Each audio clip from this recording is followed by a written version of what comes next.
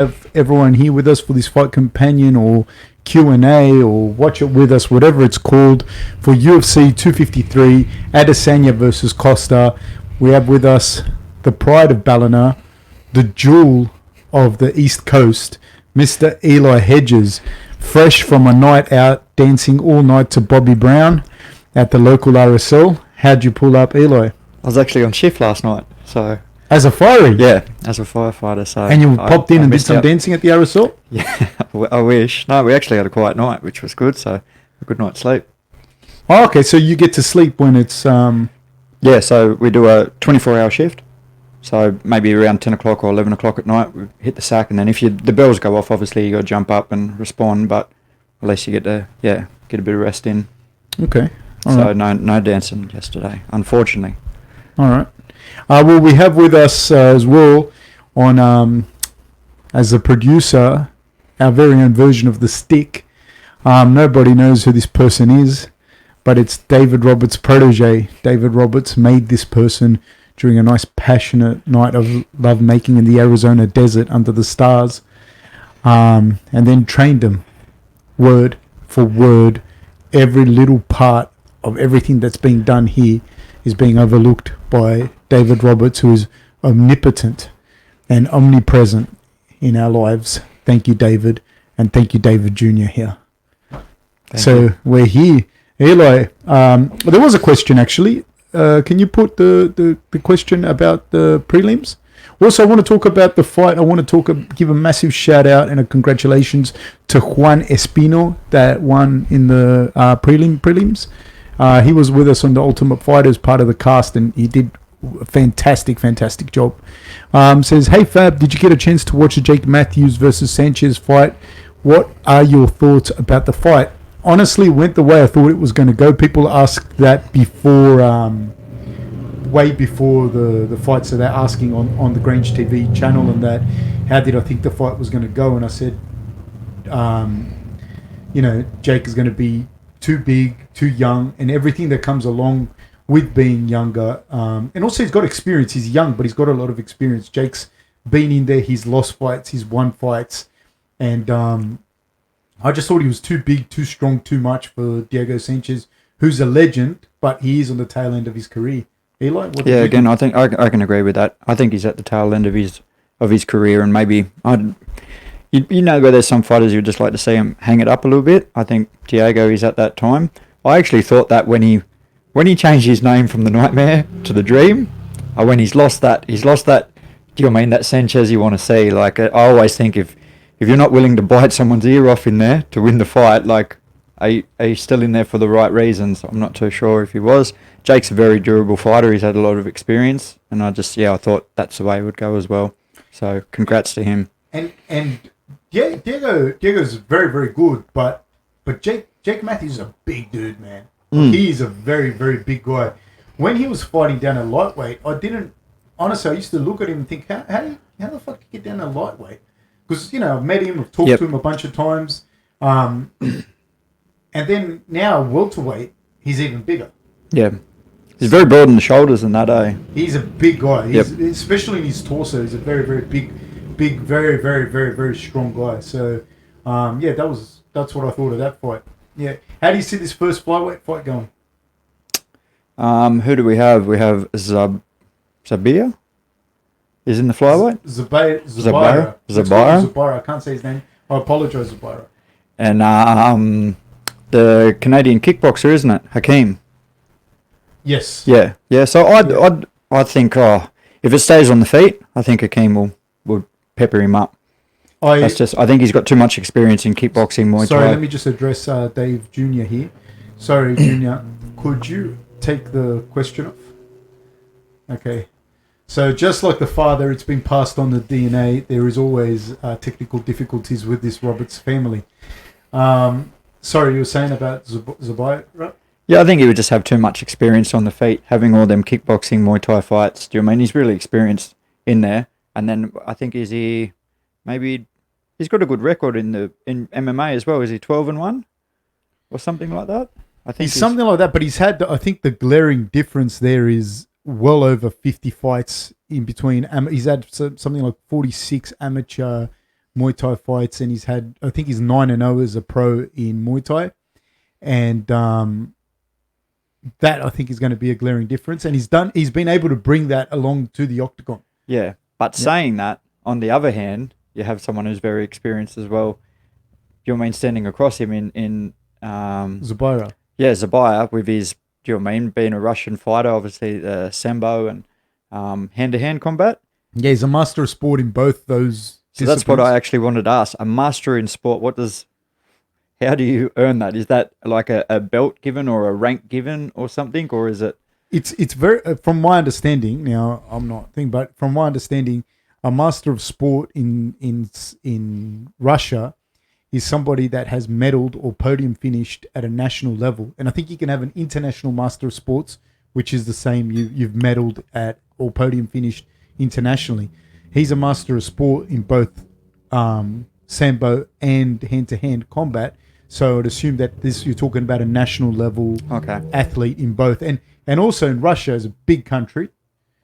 I think it's like 150 million people or something. And you would have to get through all the regional qualifiers to get to nationals. Yeah.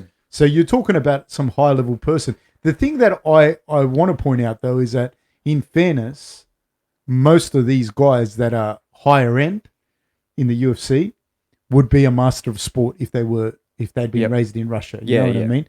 Like either wrestling or like Muay Thai or combat sport or whatnot. So that's that one. I think Hakeem's going to do it. Yep. I just think he's got enough experience, and nowadays I think you're seeing him more and more. Other than Khabib, but even Khabib's striking is very good. You're just seeing him more and more that the people with good striking backgrounds are starting to be able to put that into into fighting. You know what I mean? Because people say all fights end on the ground, but it can end up with you. You're on the ground face down, in your fifth dream. I sort of feel like just maybe the last couple of years, the striking is really. Remember, there was that space probably 5-6 years ago where everyone was worried about a Brazilian Jiu-Jitsu black belt. By these days, do you know what I mean? There's a lot more Brazilian Jiu-Jitsu black belts out there. People with their takedown defense and that is a lot stronger. So I feel like it's nullified it, like with their takedown defense, and that nullified a lot of that grappling and that. So it's I don't know, becoming even more and more of a striking battle in the octagon. That's just my opinion. I believe that. And I also think there's a couple of things. It went jiu-jitsu like that, and then wrestling, because wrestlers had worked out that they can take you down and hold you down. Yep. But then it became your ability to wrestle in reverse and stay standing, because even if you get taken down, there's just not that much time for them to finish you. Do we have any questions from the audience at all that you think need answering? And so this Hakeem, he's got a very interesting story. He was actually locked up, like in a youth home. Oh yeah. And one of his counselors found that if they enrolled him into the kickboxing classes, it would help with his anger and to channel the, that aggressiveness. And I don't even know if it's aggressiveness as well with the young boys, like it is, but it's just being a young teenage boy. You need that outlet. Speaking of which, how's your boxing coaching going? No, it's going really well. At the PCYC Campbelltown. They've got a really good team there, which they've had there for years and years now. Do you know what I mean? Working on some young fighters who have won some golden gloves, some national titles. They've got guys transitioning from amateur into pros. They've just got a really good program. Coach Aaron there, he's been there I think for around maybe 6 years now, and he's in with the New South Wales team and that. And no, I've really enjoyed it. Good little team there. Yep. So, and again, we have that mixture of them. I still really enjoy coaching them kids that need that outlet, need that place to go. You have the kids that come in, you go, oh, how was your day at school? Oh, I got in trouble. You know the type that get into the boxing and stuff like that, and I can really relate to that. So when I grew up in Ballina, we had that place where everyone would go. Do you know what I mean? And you learn so many life lessons without even knowing why you're at boxing. So, have you got any up and coming kids that are looking really good? Yeah, we've got a young bloke, Kane, at the moment. I actually don't know Kane's last name, but Yeah, he's only had 9 fights. He got a silver medal at nationals, but he just some of the fights that he's had beforehand with that, he's beat some national champions and that. I think it's been hard for him at the moment because with COVID, everything's shut down, but it looks like things are opening back up. So I think Kane may have a fight in 3 weeks down in South Australia for a South Australian title. I'm not 100% sure. They were only talking about it the other night, but there's a couple of heavyweights that are there as well.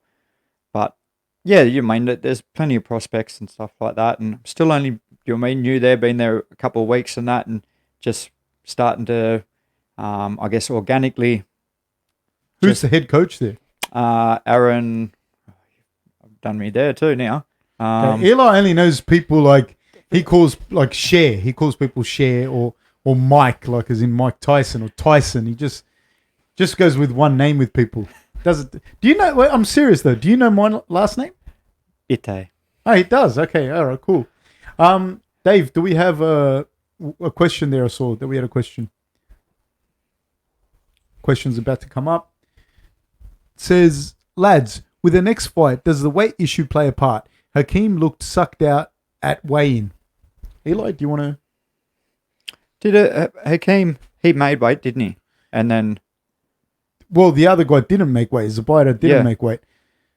Look, if one guy makes weight and the other guy doesn't, it doesn't matter a lot of the times even. It could be that the guy that didn't make weight drained himself all the way down to the point that he's exhausted anyways. That could be the case. I don't know. But sometimes people don't make weight and you killed yourself to make weight. And the person just said, look, I'm not going to make weight. I don't need this. I'm ready to go. So I don't know. I don't know that we'll know right until the last minute. Also, as far as how Hakeem looked, what you usually want to do, the leaner you are, the easier it is for you to cut weight and the easier it is for you to replenish the weight. Cutting the weight and making a weight is not the hardest thing. The hardest thing is replenishing and getting the fluids back into your system so that you can perform the next night. So Hakeem would have looked very gaunt and he looked very drawn, but I don't know necessarily how he's replenished. That's the biggest question. So it could play a part if this guy didn't make weight and, he missed weight by a fair bit too. So who knows? Let's... So why is it the leaner you are, the easier it is? Because you're just losing the fluid that's in your muscles. Yep. You're just losing that fluid and then you're able to lose the fluid and then just replenish that, reasonably quickly. If you're not lean, you're trying to lose, caloric weight, which is not going to happen. Yep. Any other questions, Big Dave? Says, hey Fab, why do you think kickboxing isn't as popular as MMA? Most MMA fans seem to lose the striking aspect, seem to love the striking aspect of MMA anyway. So I'm sorry, my apologies, I'm just reading this from a little bit further away. Why do I think kickboxing isn't as popular as MMA? Eli, do you want to answer that? I think it's all went on marketing. When the UFC came out, they had a strategy of how they were going to market it, and I think that worked, and they just continued on from that. So with the way they market it, the way they advertise their fighters, the way they build up their fights, I think that's the promotion and that. The UFC having that one strong promotion, sort of the biggest one in the world. There's obviously Bellator and ONE FC and that, but UFC is the dominant one. I think the way they've marketed it and the way they promote all their fighters and the fights and that, I think that's what makes it that big difference. I agree. I definitely agree with that. But I also think that kickboxing K1 in its heyday was huge. It was like Pride as far as a promotion and what it was like. Like when I've had other guests on the podcast like Mark Hunt, Semi Schilt, Andy Sauer, all these K1 guys and that, they say there was nothing like it. Michael Chavello that spoke about it as well, Ray Sefu, all these guys have been on the podcast, and back then in its heyday, K1 kickboxing was incredible, and it was made to be specifically for the most amount of destruction in the shortest amount of time, with these colossal human beings, these giants, and that also created like superheroes. Yep. But now I think that the UFC has really taken the ball and run with it. I think also with MMA, there's the added element that more things can happen, but it's easier for people to watch K1. It's easier for people to watch K1. I also think it's cyclical, and right now, the UFC is really, really, really, really doing a fantastic job of promoting and advertising their product. Yeah. And they have a massive propaganda machine. From the start. From the start, that's how it was, how they sold it. And that was, do you know what I mean? Which martial arts is the best? Bring them all together. We're fighting in a cage. Do you know what I mean? Even that sounds like barbaric, but people were drawn to that because it's, do you know what I mean? You want to see what it's all about. And they've just continued on with that, I think. And then made it very professional now. So they've made it from that barbaric sport that everyone 100%. eyes on to now very professional. And they've got so many other shows that come off it. I think they also hit with the internet exploding. Yep. Like there's all these podcasts. There's everything that's built in and around the UFC. So you don't really have Glory Kickboxing UFC because they don't have that market. They just don't have it. So it just feeds on each other, feeds on things. Well, I'd love to do a podcast for Bellator or for Glory, but there just isn't the market. It's just not there. Not in the same way for the UFC house as well. That got a lot of new viewers and that. All right, so the boys are about to start. They're about to kick off here.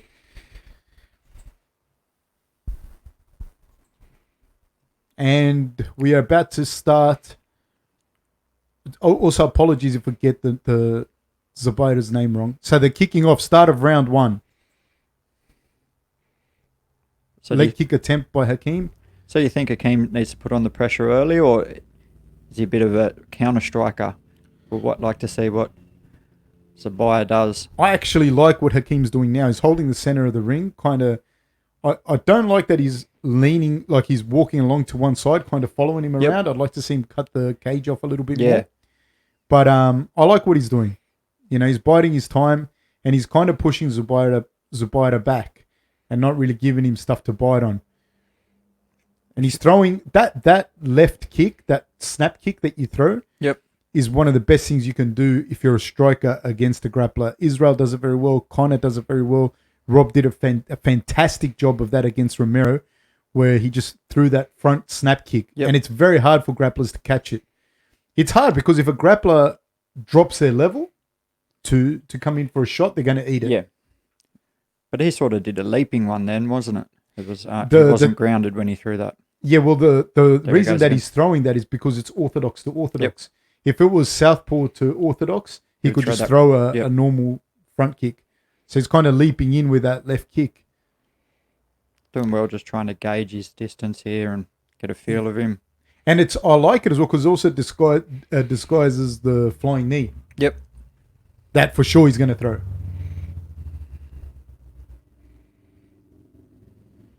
Ooh. Nice little in change. Little left hook. That was a nice little left hook by Zubaira. Zubaira looks more relaxed. He looks a little more relaxed. Calm. And he looks a little bigger. Do you think he looks a little bigger? He does. I thought he would be smaller than Hakeem, but Hakeem's really taken away some of his height. He's really leaning down, bending in his knees and taking away some of his height. Really wide stance. Oh, I love that leg kick. And I think that's why that wide stance. Well done by Zubaira with a duken that pushed him into the cage. But those little Zubaira looks very dangerous in those small exchanges. You know what I mean? He's got little left hooks, overhand rights. He just clobbered him with a little bit of an overhand right then. I like this fight. This is a good fight. Yeah. I think Hakeem needs to put some pressure back on him here, but and start to work that distance a little bit more. Throw out his jab. He's thrown a lot of feints with his punches and kicks. I'd like to see him just start to let a few out. Try to get some distance with that jab. And Zubaira seems a little more relaxed. A little bit more relaxed, a little bit more fluent. And the other thing is if he starts to get the confidence in the striking game. Yeah. And he's a grappler, but you know. And we're assuming that he's going to be the better grappler. Yeah.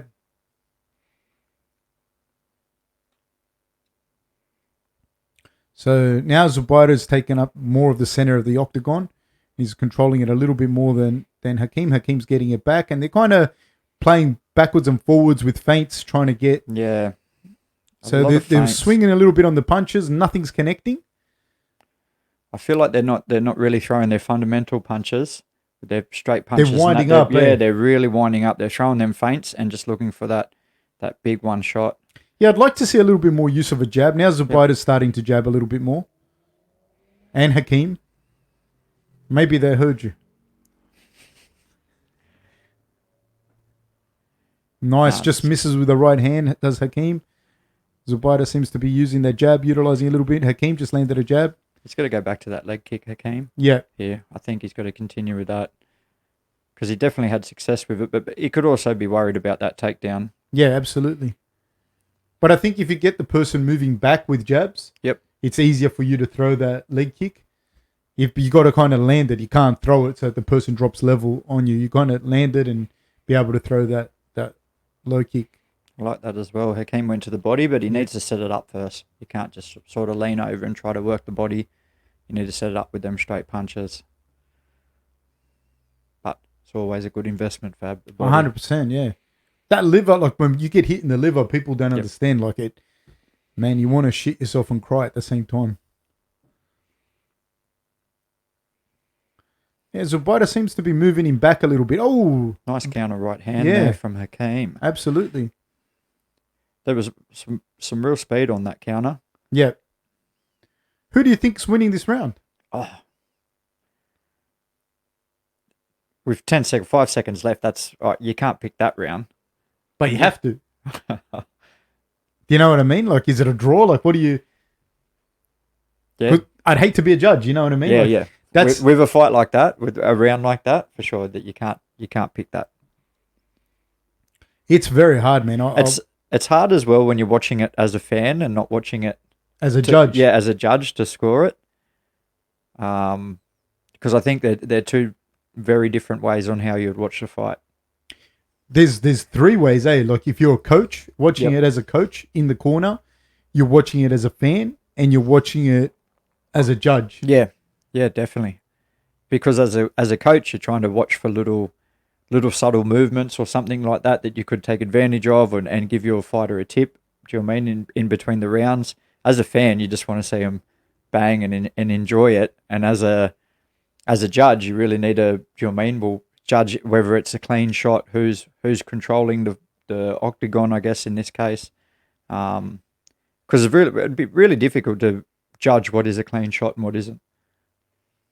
Yeah, and man, and like when we're watching here, you don't really appreciate it. You can't hear the sound. You don't see the face change when somebody gets hit. Like Zubaitov seems to come in with a full of beans into this round, but Hakeem's moving him back again. He's kind of pushing. This is round 2, start of round 2. So we're 4 minutes, 45 seconds into round 2. A missed low kick by Hakeem. I'd still like to see him throw that low kick more. Even that front kick that he threw in the first round. He only sort of threw it in the first half of the first round, but a little spinning back kick. That they would hurt as well. Oh! To the liver. Dude. Or to the body. See, now you're looking at all the tweets by different people here on the bottom left-hand side, and people are giving like 10-9s to different guys. You know what I mean? Yeah, yep. It's and the thing is, sometimes you're watching and you're so definitive in the round that you go, no, there was a 10-9 round. Ooh, nice counter again there from Khabib. Hakeem. Zubaitov swinging for the fences. Yeah, a bit reckless. I think that's when he got countered before, but that one too, that was a nice one too by Zubaitov. I can't say his surname. I can't say his first name. I just want to call him Z. Call him Z then. Little Z. Nice. He's going again to the liver. Is Hakeem? It's the investment. I do like it. He has been kicked. He's taken a few calf kicks though. It'll be interesting seeing the third round how much of a toll they've taken. If Hakeem can still go. That 1-2 still working. Yep. For Z, little Z, but nice jab there from Hakeem. That's what I'd like to see him throw more. So just that straight jab, nice and quick. Zubaitov starting to read that Hakeem drops his level and throwing that right uppercut. Yep. Oh, those leg kicks are good, man. They're really, really good. He's going with that jab, is Hakeem. Nice. Misses with a They Or- both miss, but then Hakeem lands that leg kick. That leg's in trouble. Yep. On the back of the calf there, you can already Yep. see how red it is. And he's sure. kicking.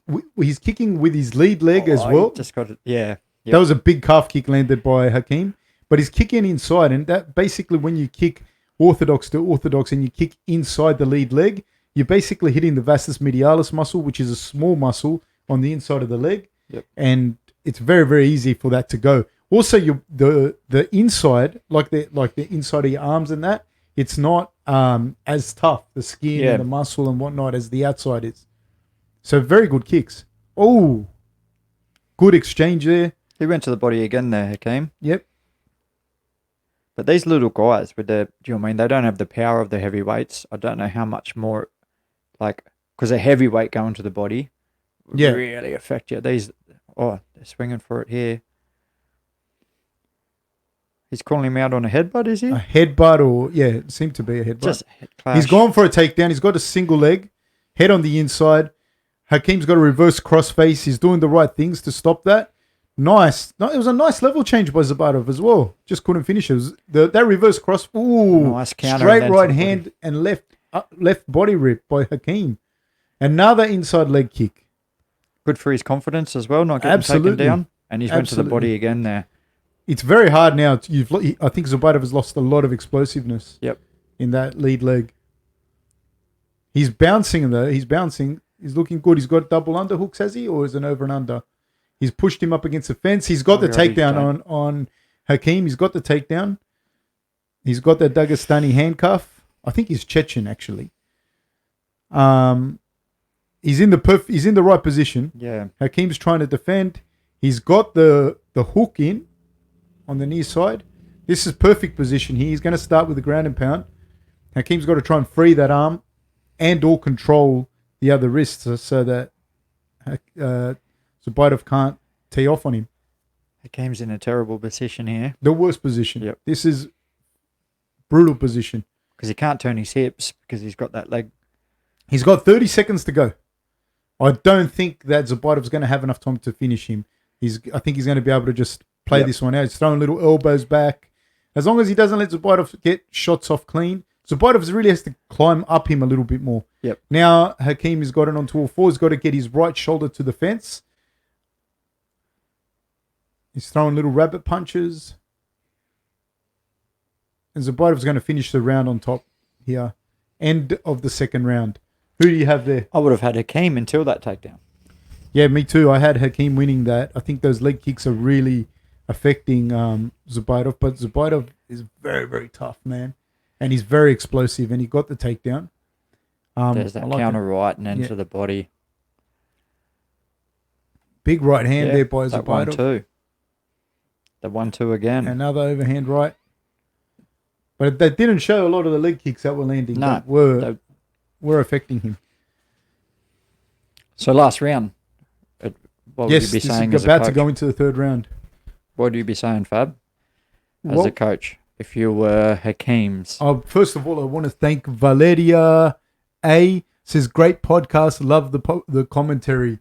Valeria, you are a champion. Thank you so much for liking the commentary, for donating some money, for just, you know how happy you made me. No one's given me $8 in years, man. No one. Thank you so much, Valeria.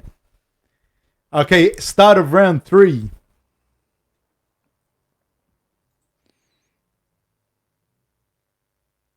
Guys, if you get a chance, if you haven't already, please like and subscribe to GrangeTV. Now, start of the third round, and they've kicked off. It's 4 minutes, 56 seconds in. Hakeem has taken up the middle of the octagon. I think It's a very close fight. I don't know how the first round was scored. The second round, I'd probably give it to Zabatov for sure. because of that takedown. I think because it was, although Hakeem was probably doing a little more, in my opinion, on the feet, I think it was close enough that with the takedown, it could have gone to Zabatov. I think Hakeem needs to push forward here, and go back to that leg kick. I think so. He's went for the body there, but he hasn't set it up. He just loaded up on it, and no, you need to set up them body shots. I just saw Zabatov take a big breath then. I don't know if it was just that it happened or if he's feeling it a little bit. I don't know. Hakeem looks fresh, stalking him down. Yeah, it does look fresh. But again, not really cutting off, just following. That's one thing I was about to say. I don't like that with Hakeem, that he's following instead of cutting off. Yep. It can make a huge difference. See, he's just following around. Yeah. I'd like to see him take a little bit more of a step to the right and start cutting off the octagon rather than just following Zubairov around. I think he'd put Zubairov in a lot more trouble if he could cut the ring off. Another solid leg kick. A little switch there. Yeah, he must did a be little feeling switch. it, but He's switch back. definitely feeling it. 2 or 3 more of those leg kicks and it could be a very different fight. Zubairov has now switched again. He's still bouncing. And he's just, again, just following him. He's giving him that space. Oh, nice. Went high with that right kick. Nice overhand to a knee tap. Now to a single leg. He's lifted it. He's got a crossface, does Hakeem, and an underhook. He's out. Another shot by Zubairov. Hakeem's defending properly. Now, this is when Hakeem has to attack, because the hardest thing in MMA is when you shoot a double leg and you don't finish it. It's one of the things, again, that Rob does very, very well when he defends a takedown. He shoots off another of those front kicks or a knee immediately. So now Hakeem has cross-faced it. He's defended. He's got the reverse crossface now. What I'd like to see him do when he breaks off from this single leg is throw a body shot straight away, because that's when Zubairov wants to breathe. Yep. So if he can throw just a small, sharp front kick as soon as they break off, because I don't believe Zubairov's going to finish this. He's got a reverse crossface, does Hakeem, and it's very hard for Zubairov to finish that shot. He's strong. He lifted in there at one stage, but Hakeem's also an athlete, isn't he? He's You've got seen good balance. In that scramble before. This is Zubairov's really after it, but that reverse crossface is very good. Now he's going to more. No, he's still got him. His head's down. Very nice by Zubairov. Great take that. Here he has to throw that body shot. Yep. Yeah. You can't let him settle there. Nah, he can't let him get his breath back and go again, because he will win this fight by pushing him into the cage. Yep. He cannot let him have this rest. I feel that Hakeem's worrying too much about the counter punches. He's waiting for Luazi to do something and then throwing that counter punch. He needs to get his 1-2 off, still go to that body, throw them leg kicks. Nice. Little right hand there. I'd like to see a couple more leg kicks from him. With 1:25 to go at the moment.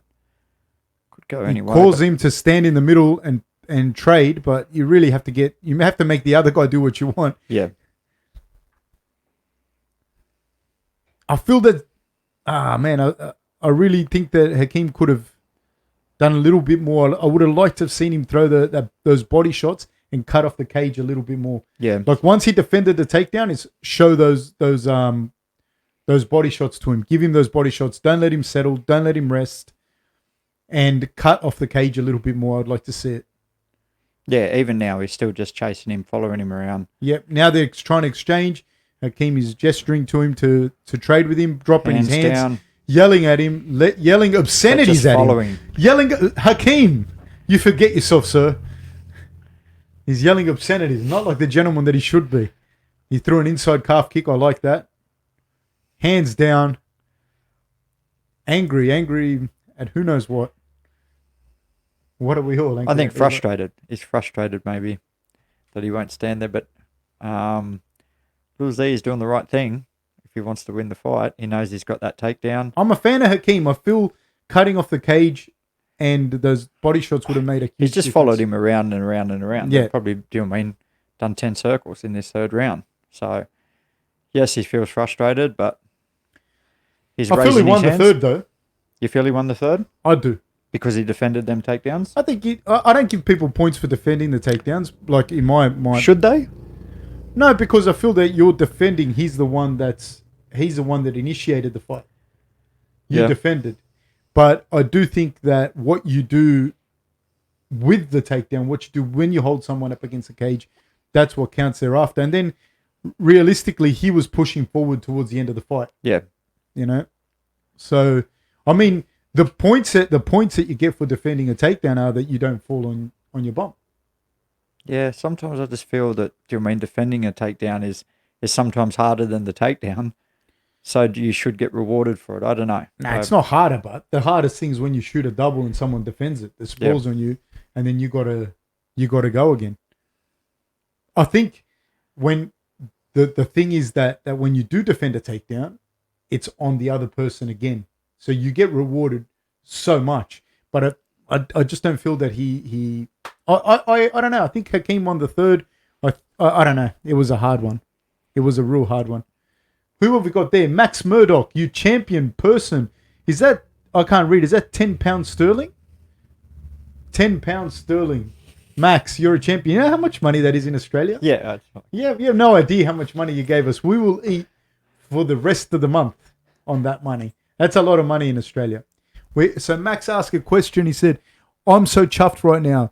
You guys rule. Silly question, but he's 40 years old, too old to train MMA as a hobby like. Thanks for doing this, guys.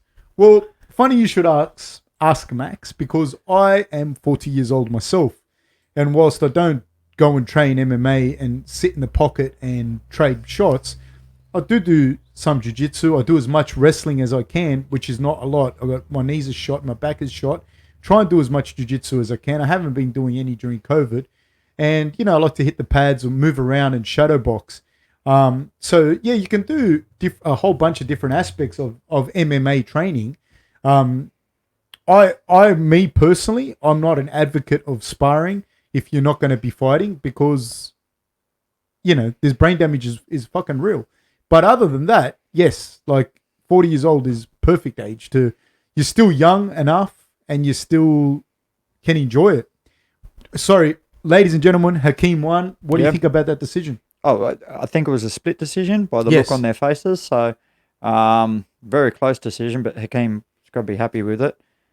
Obviously, because it could have went either way. It really could have went either way. I feel I couldn't score the first. Maybe it was a draw. Hakeem, I thought, had that second until the takedown, which made me then think maybe it went to Z. But the third, another tough one to score, because I feel like the first part of it, Z controlled him, and that was something but I guess he defended the takedown. So, no, he's done well. He's on a 5-win streak in the UFC. So, man, I'm so happy he won. Actually, I was going, like I said, I was going for him. I think he's got a Nigerian flag. I think his mum's Jamaican. Yeah, his mum's Jamaican, his dad's Nigerian, or the other way around. But he lives in Alberta, Canada. So, congratulations, Hakeem and Zubaidov, mate, both of you, for putting on such a great performance. I love the name Hakeem. Hakeem the Dream, Elijah, yeah. Hakeem the Dream. Big Dave, do we have any other questions from our audience? I like Hakeem, man. I think he can do. You know, one thing that with Volkanovski though, as a featherweight champion, there, it's fucking hard because he carries so much power at featherweight that not many people do. Yep. Not many people carry. Conor carries that power at featherweight. Volkanovski carries serious power and serious strength at 145, which not a lot of people do. Says, hey Fab, your recent podcast interview are not live sessions. Can you talk about what goes into making a video? Do you edit the video? How different from your previous live podcasts? The reason that I don't do live podcasts for those ones is just because sometimes we have to do like 4 a.m. I have to get up and do it at 4 a.m. or I have to do it at 6 a.m. Or the internet that I'm like, the other person's internet might not be working properly. And so we have to go backwards and forwards on certain things. And I have to do it all by myself. Usually David Roberts does any and all editing. So I don't do any of the editing. So shout out to Dave for that. But there's a few moving parts because we live in the arse end of the world. It's very rare that I actually am able to get someone to come into the studio, so to speak, and me be able to do the podcast with them there. That's why I don't do them live. Before I could do them live because it was mainly just like me and Rob or me and a guest that was coming in or something like that, so which is a lot easier to do live. But to do live like this is very, very hard. Like to do live how we're doing now, but with a guest in the US, and you don't know how the internet's going to go. You don't know if there's going to be lags, which there always are. It's a little harder live. That's all. Any other questions? Who do you got in this, Eli? This next fight? It's Caitlin and Sajara. Right. I think Caitlin, she's 10-1. A black belt in judo and jiu-jitsu. But saying that, Sajara is a black belt in BJJ as well. So, but I just think Caitlin, a little bit younger, a little bit more. What's the age difference there? I think 3 years. Is it 25 and 28? Okay. I think. Sorry, somebody asks there, is it okay if I call you Fabricio Werdum? That's from Bam Out of Nowhere. Bam Out of Nowhere, feel free to call me Fabricio Werdum. Spelt different? No, that's how you spell it. Fabricio Werdum.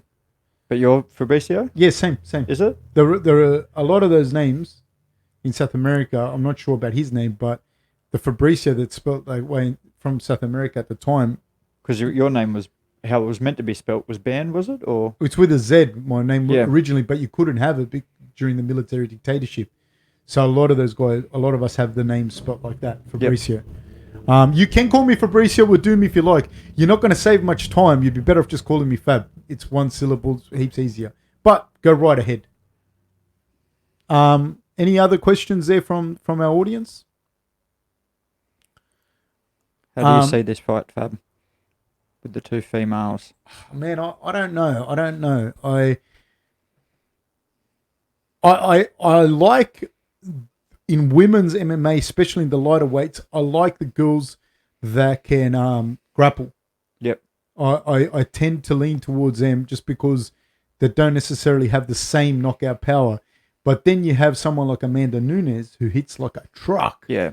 And that, you know, there's two things I notice. With women that are strong and powerful have such a huge advantage. It's like you're on testosterone, you know? Yeah. For men, it's the men that are flexible because it's not what we have as readily as women. Like most women are flexible. Yep.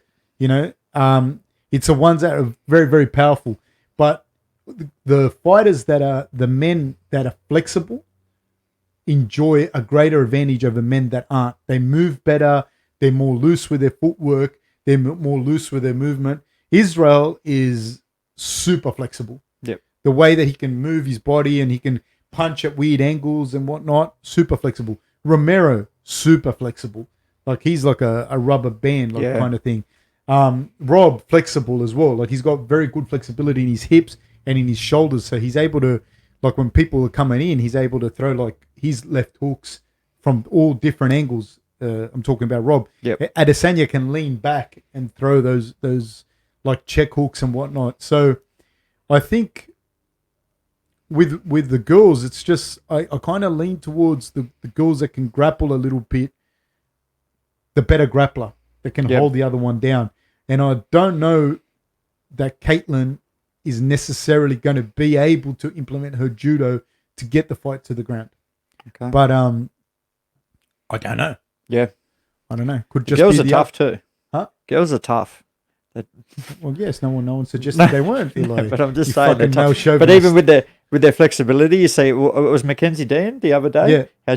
But you see it quite regularly where girls will get another girl in the arm bar and they'll let their arm bend the other way and won't tap. Like sometimes it will be the ref who will have to step in and pull them up. They will let that arm bend, and yeah, they're tough. I tap before it reaches, do you know what I mean, a straight plane. Women of the world, I want to apologize for my co-host's misogynistic undertones. Any other questions there, Dave? Big Dave? I have a question here from, what's a person's name there, Eli? Morhab El Marhabi. Morhab El Marhabi. Who wins, Izzy or Costa? Who you got? It's a tough one. I think I'm favouring Israel just because of his, do you know what I mean? I think he's more technical striker. I like, do you know what I mean, the way he fights, nice straight punches. He's a counter puncher, which is going to help because, you know, Costa's just going to come forward, look for them big bombs. I think Israel, do you know what I mean, that favours him being a counter striker. But at the same time, Costa's a freak. Do you know what I mean? He's a freak of nature. He's got a really good gas tank. He's really durable. He can take a lot of punishment and still come forward and could knock you out. But I just think Israel's going to be too technical. And I think he's more diverse than what any striking than what Costa is. You know what we're going to get out of Costa. He's going to try to push forward, throw big bombs, and I think Israel will be able to move around and counter-strike him. I'm not too sure if the smaller ring will make much of a difference. It's a bigger ring. It's a bigger ring? It's a bigger cage. Okay. I thought it might have been the smaller one again. So, again, that's going to favour Israel, having that bigger cage.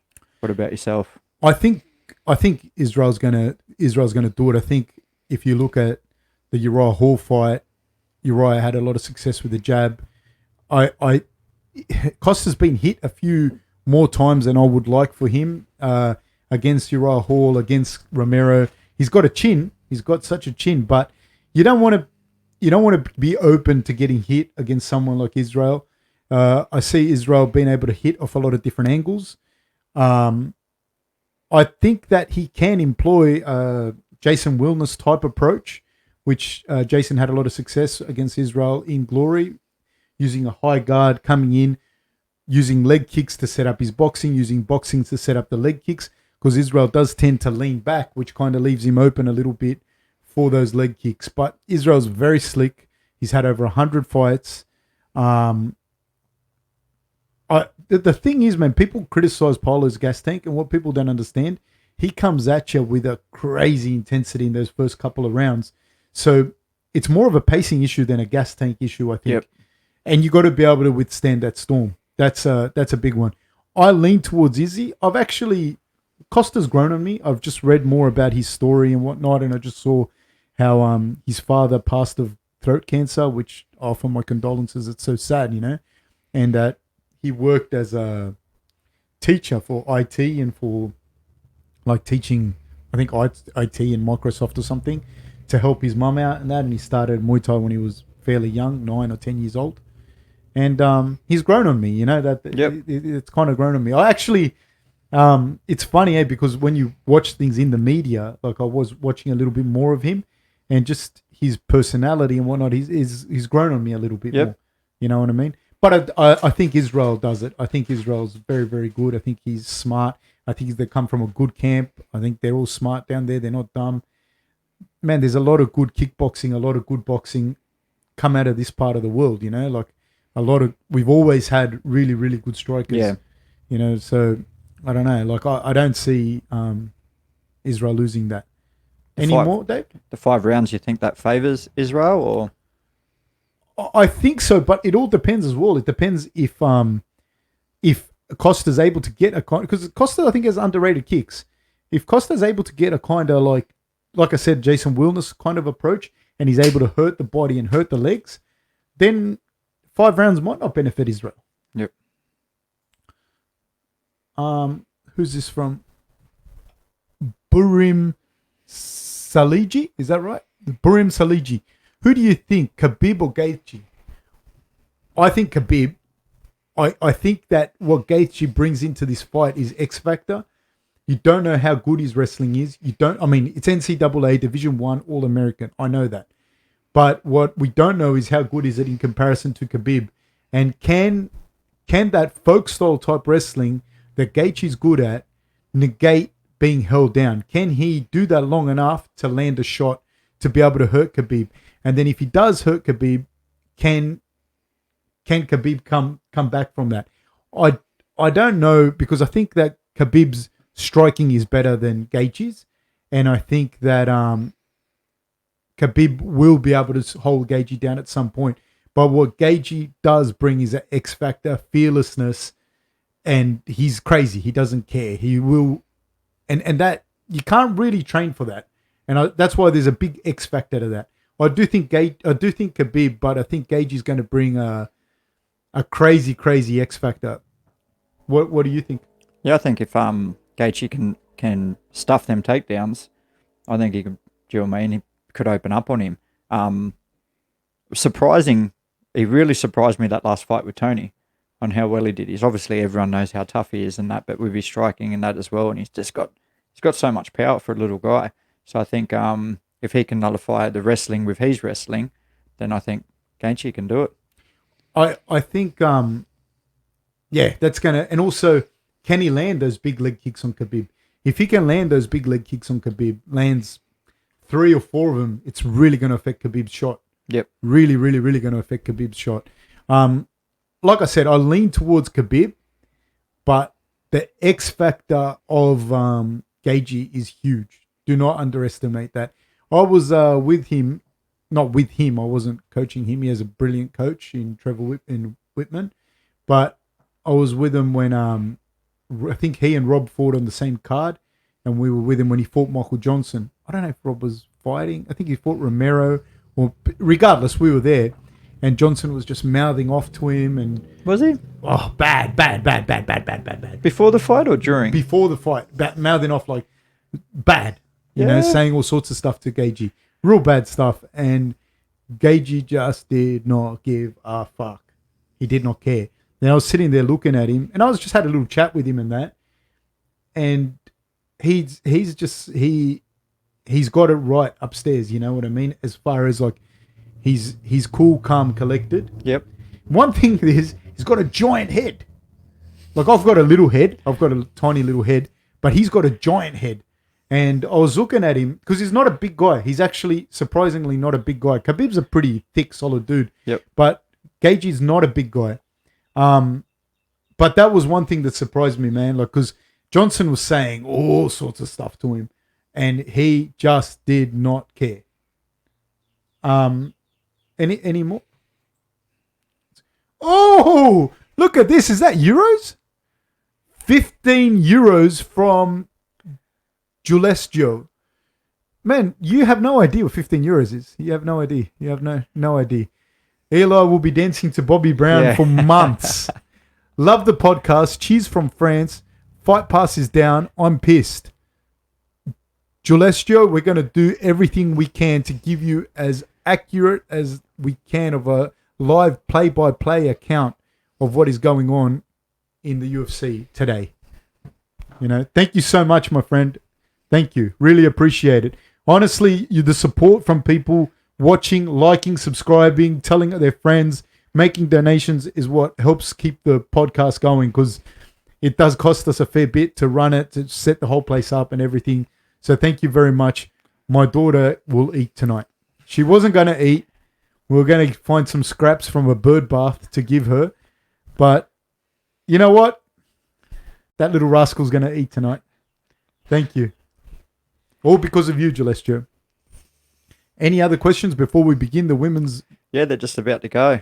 She's big, isn't she, Caitlin? She looks long, eh? She looks very long.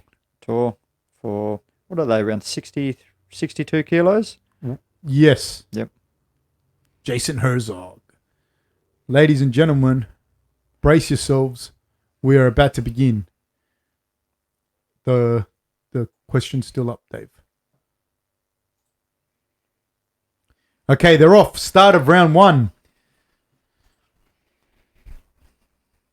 So Vieira looks long. She looks quite long. But Eubanks looks solid and put together, eh? Yeah, she does. But Caitlin's went straight in for that clinch up against the cage. Vieira wants it on the ground, it seems. Yeah. And this is where her judo background here against the cage, securing an underhook. An over-underhook for a judoka is very, very, very good. You know, she's got it. So she's holding her up against the cage. It'd be nice to see her use that left underhook deeper. Yep, that's what I was about to say that.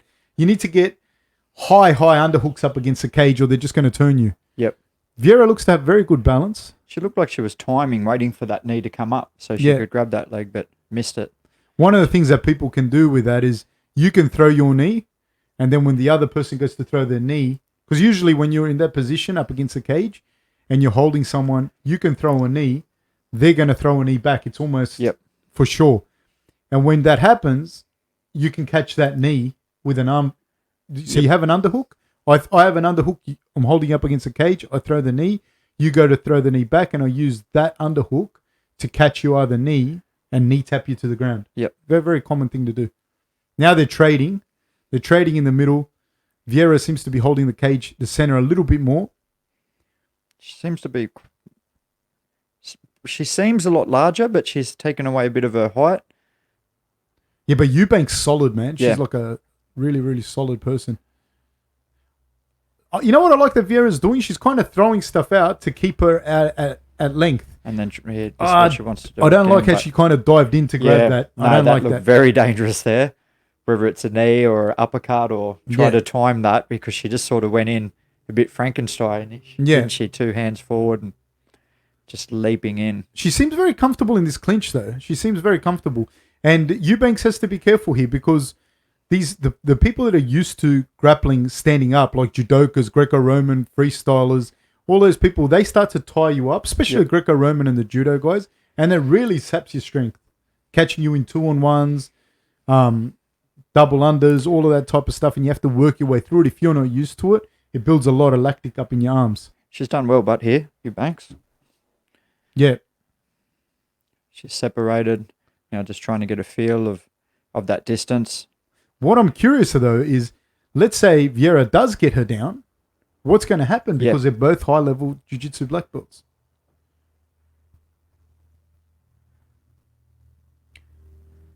Gillespio, wow, Fight Pass is back just after my donation. Thanks for the good vibes, Fab. Thank you, brother, and I'm glad you get to enjoy the fights. Glad you get to look at it. I'd like to say that I had something to do with that, but I didn't. But I hope you enjoy it, my friend. Enjoy your cans. Or your wines. The Whatever. wines. Yeah. Vive la France. I have family in Paris, Gillespio. A nice counter there from Caitlin. I have 3 cousins that live in Paris. Yeah. Yeah. No joke. They're dancers. They were ballerinas and dancers. And now one of them with a husband owns a circus. A circus? Yeah.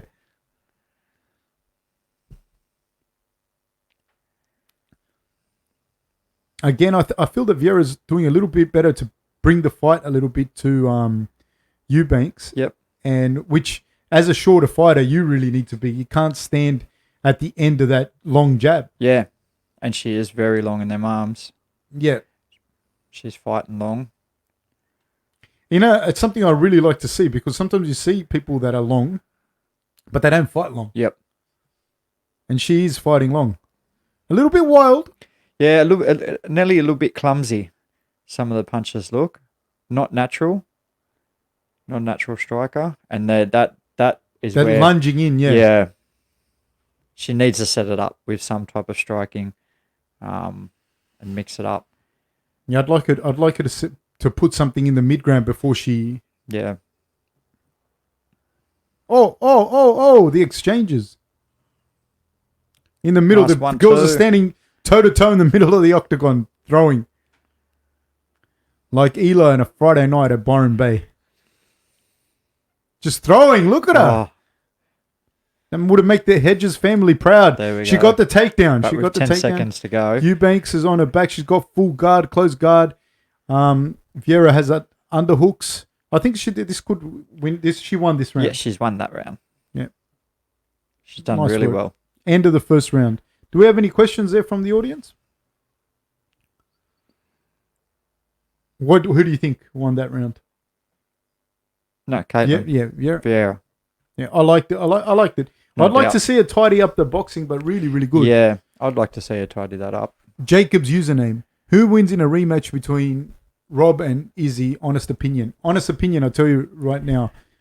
I think Robert Whittaker will end up being the best middleweight of all time. I don't work with him. I don't have anything to do with him. I talked to him. I actually spoke to him just before I did the podcast. But I just don't think that anyone is going to outfight him. Israel is fucking phenomenal and he deserved the win. And you're not going to win every fucking fight. I don't understand how people don't understand that.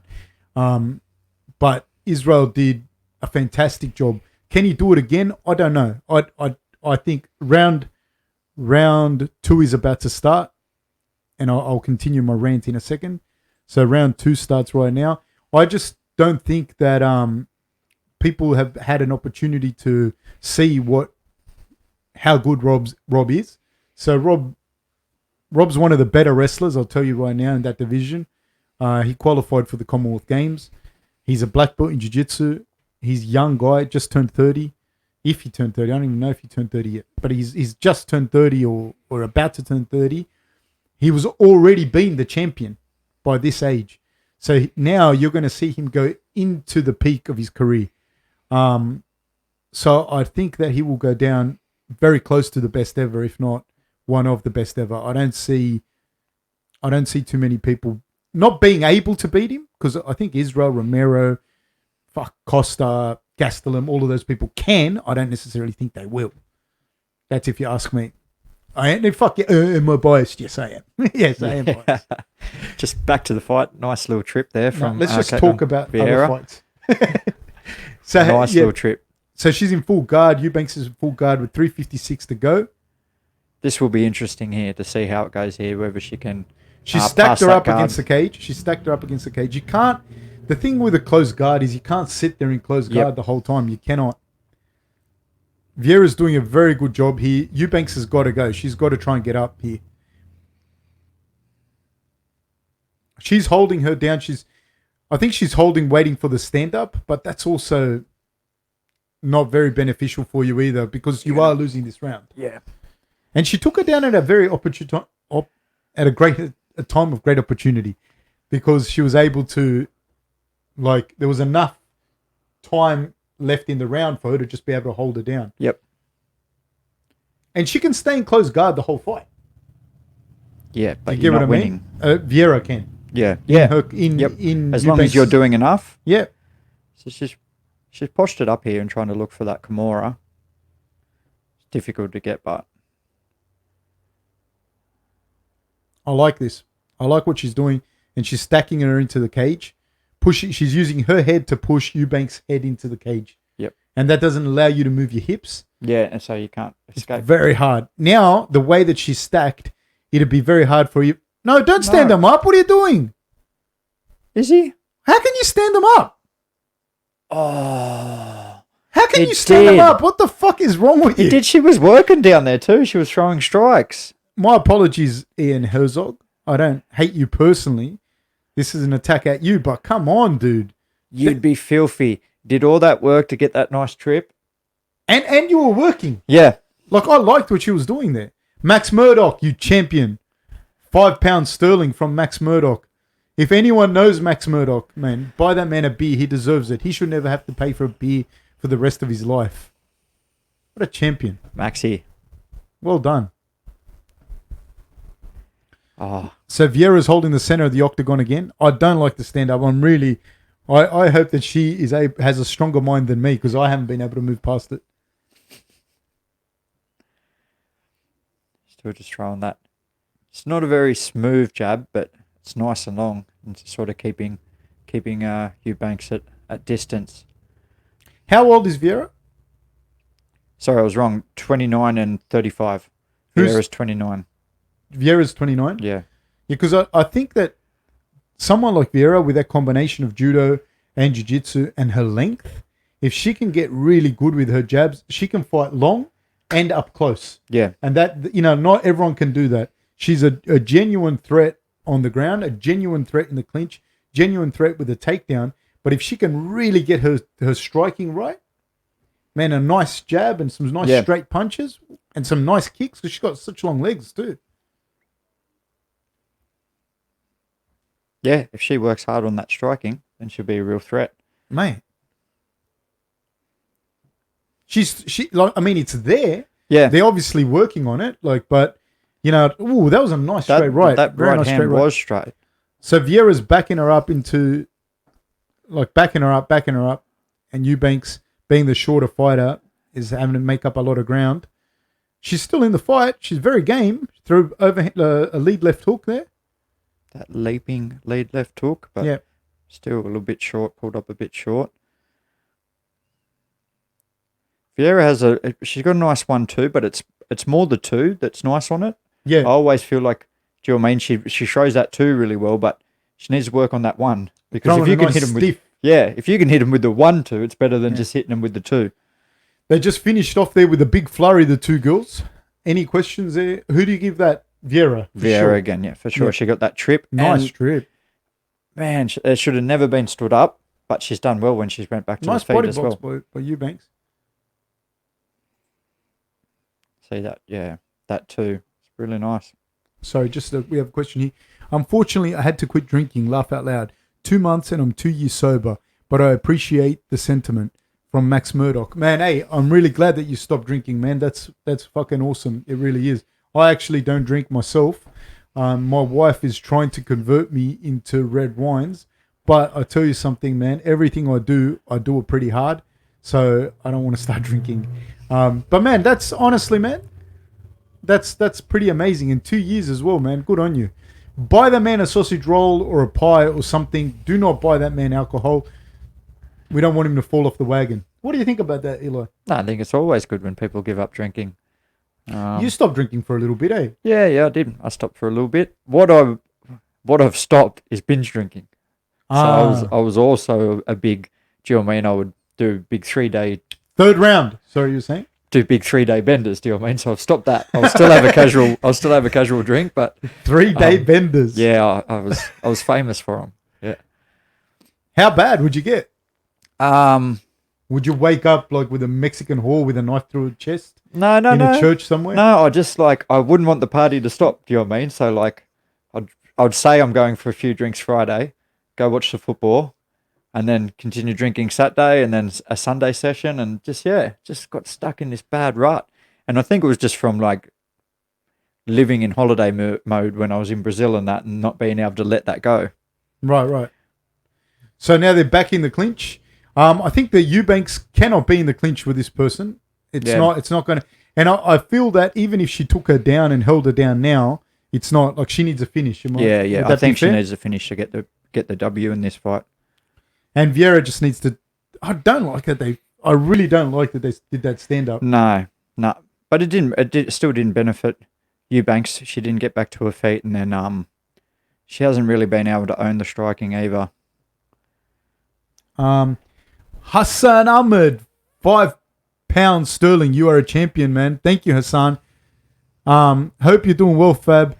It's a Bengali brawler from the back streets of Birmingham. I talk to Hassan all the time on Instagram. He's a champion, mate.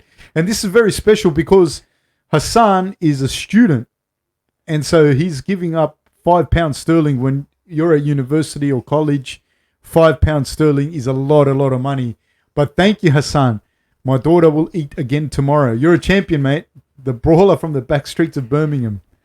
The most feared man in the United Kingdom. The Bengali basher. Nice jab. Nice jab landed there by Vieira. Very, very nice jab. Nice stiff jab. She's going to be good. I think she's got a lot of potential, eh? For sure, with her size and then obviously her grappling and judo. If she can really work on this striking, that she's going to be a real danger. Nice. So she hit with a right hand, left hook. I like it. I really, really like Vieira. I like it a lot. And she's not scared to throw, which you see that in a lot of grapplers. That's the other thing. Like, I think before you could be a grappler and you could get away with it to a certain extent, but you'd see a lot of grapplers that didn't like getting hit. Yeah. They couldn't like getting hit. Yep. Then you saw guys like, Jacare and Maya that were not just great grapplers, but they actually worked on their stand-up and their hard asses. Maya worked on it heaps. Yeah. The evolution of him from the start. Do you know what I mean? Well, Jacare he had power and he's an athlete and that, like, Damien Maya really worked on it hard. I got a photo of me with Jacare in 2009. I think it was 2009 at the Abu Dhabi trials. Yep. And he was fucking massive. Huge. He's the exchange. That was in Brazil? In Brazil, yeah. Yeah, I remember you go to the comps in Brazil, but everyone's just ripped to the max. And dude, he wasn't competing, but he was just jacked. Super jacked, man. And who was... I saw Andre Galvao there, Glover Teixeira. He won the heavyweights. Andre Galvao was massive, man. He's massive now. He's lifting some huge weights. Yeah. 1 minute, 10 seconds to go. I think Eubanks has to... Ooh, nice shot there by Vieira, I think she has to also put something in the mid-ground between her striking and her shots. Yep. She's kind of striking, and then she kind of lunges in, like you said, like Frankenstein, which I'm sure she's going to fix because as your striking gets better, you're able to put that in together. Yep. Yeah, no, she needs to mix that up. Again, that 1-2, nice long reach. I'm going to give being that I'm a surfer now, I'm going to give a surfing analogy. Eubanks is like she's caught inside. You know what I mean? She's just stuck there and she's just getting teed off on. Yeah. Okay, she's got Vieira's back here, does Eubanks, and she's kneeing her in the legs. But this is not going to win the fight. With 20 seconds left to go, it's not going to win the fight. Vieira she's not going to lose this fight here. Unless she has to go for something. But Vieira's gone for the knee bar. Yeah. She's gone for the knee bar. I don't think she's going to get that either, though. No. But it was well done. It was very, very well done. Now Eubanks is landing some shots. It's over. Yep. I think Vieira won that very, very comfortably. Eubanks holding her hands up. I think that's, I don't know. No, I think it's rather presumptuous. I think that, Vieira won that comfortably. I think so as well. Any questions from our audience there, Big Dave? Oh, sorry. Joseph, Coach Fab, will you do a live reactions on the Khabib versus Gaethje fight? I'm assuming you're talking about will we do what we're doing now for the Khabib and Gaethje fight? Absolutely. 100 billion% we will be doing that. And we really, really, really appreciate your support. We appreciate everyone's support. Please like, share, tell people about it. Because without the views, we can't keep going. So please tell people. And yes, we will absolutely be doing it. Honestly, guys, we'll do whatever you guys want us to do. So if you guys want us to do more breakdowns, you want us to do more whatever, just tell us and we're happy to do it.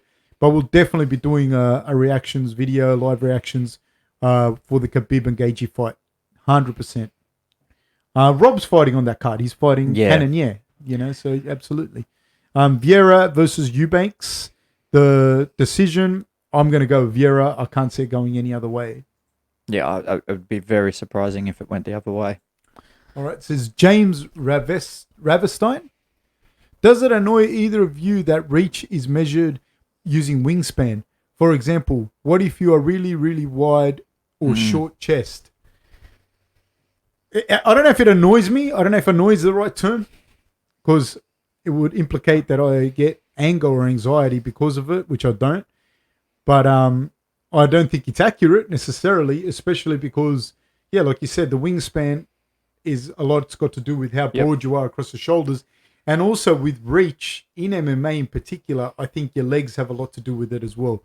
Eli, what do you think? Yeah, no, I agree that it should be measured in some other way. I thought there was one stage where they were going to measure it from your chest out to your arm, or it might have been your closed fist. I thought it was out to your middle finger, which would be a better indication of how the actual reach is going to be when it comes to striking. The wingspan, obviously, some people could have giant shoulders, other people shoulders like a rattlesnake and long limbs. Yeah. Yeah, so... And legs as well, I think, matter a lot. Yep. Especially in MMA, you've got long legs, you can dictate a lot of that distance as well. Especially you can do oblique kicks, and those things are not illegal. Whereas in a lot of other striking arts, even with kicks, like the oblique kicks, the knee stomps and that are not legal. How good's this guy's job? Just a Portuguese translator. That'd be a good job, wouldn't it? Yeah, you have to get it right though. You know who was the best? The best translator was Romero's one. He was a champion, mate. I loved him. What was that? You never saw Romero's translator? The guy's famous. The guy's like a cult. He had a cult following. Did he? Yeah, he had like all the emotion and that down pat. Oh, okay. Yeah, he was good. That guy's been there for years. Man, what a good gig. Joseph, by the way, Coach Fab, saw your Instagram post cooking show. That fish stew looks legit. Man, I'll tell you right now, that's not my recipe. It's my wife's recipe. She's a gun, proper gun cook. And she was teaching me how to do it. And I just thought, you know what? I'm going to share this with everyone because there's something that, should be out there with everyone. I want to do more of those, to be honest with you, because I if you haven't seen it, please, it's on my Instagram. Fabricio is there at Instagram. I don't even know. Fabricio there at Instagram. And yeah, so the fish is fresh, man. We catch the fish here. Like I live about 300 meters from the ocean, so I'm lucky enough to be able to go spearfishing, catch some fish, come back, and my wife usually does that. But I put that little recipe together from her instructions. So I want to be doing more of that for sure. Kai Kara France, who you got? And Brendan, I think I'd like to see Kai win.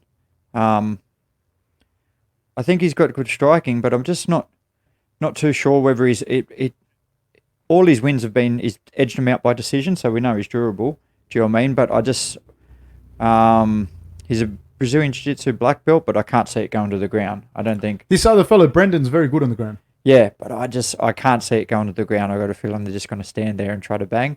Kai, do you know what I mean? Sort of has that spirit of he likes to get in the mix of it and throw hands.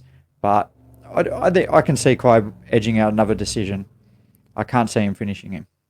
I mean, I don't know who's going to win it, but I definitely lean towards Kai.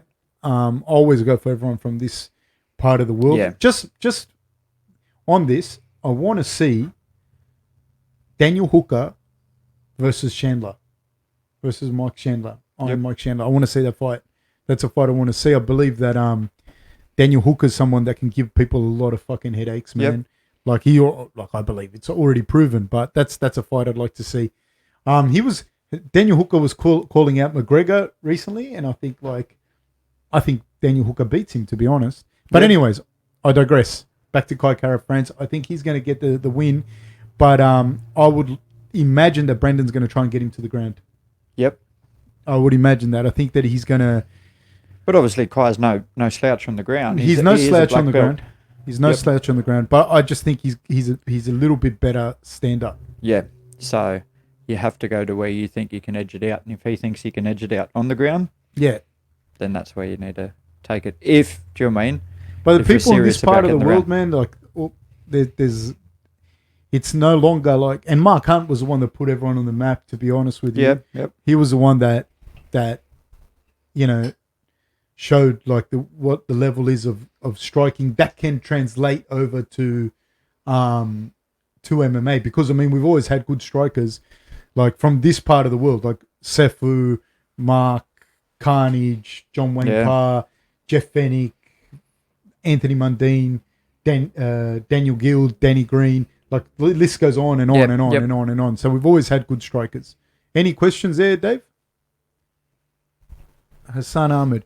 Fab, who do you think would win between Colby versus Masvidal? Apparently the UFC are looking to book in late December, early January. I like Masvidal. He's one of my favorite fighters. I think he's a fantastic fighter. I think Colby. Do you? Yeah, I think Colby will be able to get him down.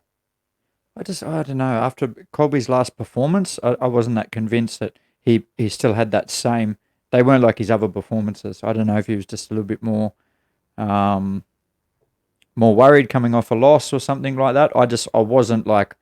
It didn't give me that wow factor that his other performances did before, obviously, his loss. He did finish Woodley, though. Yeah, I don't know. Was Woodley too busy making video clips than taking it serious? I'm not sure. I don't know. I hope Masvidal. Yeah, I hope. I think though that there's a very big difference though in the two grappling. Yep. Because Colby didn't just win; he's like NCAA Division I All-American, but he's also a gold medalist at filler grappling. Yep. So that's a very, very high level of grappling. Plus his wrestling, it's very hard to contend with, and his stand-up has improved, albeit it's nowhere near Masvidal's. No. Masvidal's boxing and striking is fucking legit. But Colby's going to be shooting the double all day, rinse, repeat on Masvidal. That's my opinion. That will be a very marketable fight as well for the UFC. That's going to go mental. Yeah. With the way Colby's been carrying on a bit. Does he? I have not noticed that. I've always... it is what it is, and he has to try to market himself and sell himself, and I think everyone's seen the story about the UFC were going to cut him. He wasn't exciting. He was that boring person. And then he came out. Who'd he beat in Brazil? Matt Meyer. Oh, yeah. And he called them all filthy Yeah. animals. Do you know what I mean? And that's where it sort of kicked off. I always thought of Colby as a quiet, stoic type. What's any other questions? Matt McLean, as a persistence hunter, is it difficult to catch all of your food or more of a routine by now? I'm so good at persistence hunting that a lot of the times I don't catch anything, but I persist. And I continue to try and I continue to try. Honestly, I'm not very good at catching stuff, eh? Like I go spearfishing and like my wife looks at me somewhere between the look that she gives me somewhere between bemused and divorce, you know, because I come back with nothing all the time. Like I'm a bit of a letdown like that, but I keep going. I keep trying. So yeah. Any other questions? Julestio, he's keep going. €5. You're a champion. What do you think about Juan Espino's performance? Maybe you already talked about it. Also, how far do you think he can go at his age? I'll tell you, man, we were with Juan he was on our team when we were at the Ultimate Fighter. I actually want to try and get him on the podcast. And that will be interesting because I will try and do that in Spanish and English. Now, Juan is a fucking proper monster, like proper. He is ridiculously strong. Sergio Pena, who's like, if you don't know who Sergio Pena is for Jiu-Jitsu, get on Google, have a look at who he is. He is like Mr. Jiu-Jitsu. He's an older gentleman, like just a Jiu-Jitsu genius. And when he was working with Juan, because he was the Jiu-Jitsu instructor on that show, and he said to me as well, he goes, this guy is special strong. Like his strength is ridiculous. And he was, but you can't gauge until someone like that goes, no, this guy's like stupid strong. And then Rob said to me, Juan is stupid strong. And for those people that don't know, Rob is ridiculously strong. Like I've moved around with a lot of different people and that, and Rob's like special strong, like stupid strong. So Juan is a physical specimen. His style of fighting lends itself to be able to go quite far because it's not relying on fast reflexes and like being able to get in and out. Heavyweights tend to be able to fight a little bit longer because of that. So they keep their strength, they keep their just overall strength. And the way he fights is a mauling type of fight style. He also is a superstar in the Canary Islands, Canary Island wrestling. So he's been grappling and wrestling for a long, long time. He did Senegalese wrestling, which has strikes in it as well. He did really, really well there. He did. He's silver medalist at the Filler Grappling. Lost a very, very close decision to Jeff Monson a bunch of years ago when Jeff Monson was winning everything. So how far can he go? Man, until he reaches those upper echelons, no one's stopping him. Like no one that isn't a really good wrestler with good striking, like a Stipe or someone like that. Nobody else is stopping him. I guarantee you that he will run through everyone until he gets to the top. When he gets to the top, it's going to be 50-50 like any other big fight. I have a lot of time for Juan Espino. You got to watch him. Yeah, I remember when you came back from the show, and I said, is there anyone to look out for? And you had very high, good words to say about him, and not just about his fighting and that, but his mindset and that as well. Dude, that's another thing. He came to the show. I already knew who he was because I'm a bit of a nerd. I've been watching. And I thought, I want him on the show, but I wanted Ben Sassoli as well, or Anderson Silva, because I wanted the best strikers on our team. And so we went first, and I said, I don't think they're going to pick Juan, and I wanted Juan. Yep. So I picked Anderson first. Yep. And they picked Ben because I knew that they were the two strikers. And so I picked Anderson, they picked Ben, and I picked Juan. And I knew they call him the White Lion, El León Blanco. Oh, yeah? Yeah, so, he's going to go as far as he's going to go, man. That's like... Has he had injury problems? He's old, he's broken his hands, he's had a few things here and there, yeah. But he looks after himself a lot. And that's where I think age helps a lot in that you've made your mistakes. That's what people don't get. Rob's just entering his prime. Do you get what I mean? Like he's just entering his prime. You haven't seen the best of him yet. Another thing I'll tell you, that's what Israel is fantastic, is because he's had his losses. He's won belts. He's lost belts. Fight started. We'll get back to that in a second. So straight away. Oh, nice kick. He drops him. Kai Kara France drops him with a leg kick. And didn't even look interested in trying to... Nah. He wants it on the feet, yeah. Yep. Royval seems to be a lot taller, though, a lot longer. It does. And he's looking comfortable. Yep. A lot of feints. Nice. Let's see if he fights long. Oh! Big right hand. Big right hand. Oh, he's hurt. And a little jump. And a back. Oh, he's got it. Omoplata. I think he hit Kai Kara France's illegal shot there. With the knee. He's got an omoplata here. He's going for the go-go plata. He's got a go-go plata. Yes, he does. But no, he's returned now to the omoplata. Yep. But Kai being a black belt defending very well. He's got to get that knee in. He's not going to get the omoplata. He might get a sweep from here. Yeah, I think that's... But Kai Kara France is defending this very, very well. They dropped each other, eh? Yeah, but he also got him with a slick, jab that which buckled Brendan, and then the spinning elbow buckled Kai. Kai's almost out. Then I think it was illegal. Yeah, Kai's almost out. He's holding the glove there, I was going to say, he can roll into an omoplata himself, Kai. I think there's a bit of glove holding going on here, There's definitely some glove holding there. He did get the sweep that I said. He did get the sweep. That was after some illegal glove holding, but for sure. Yeah, I think so. He's in half guard now. He's trying to get the full mount. This is interesting, but on the ground. Very interesting.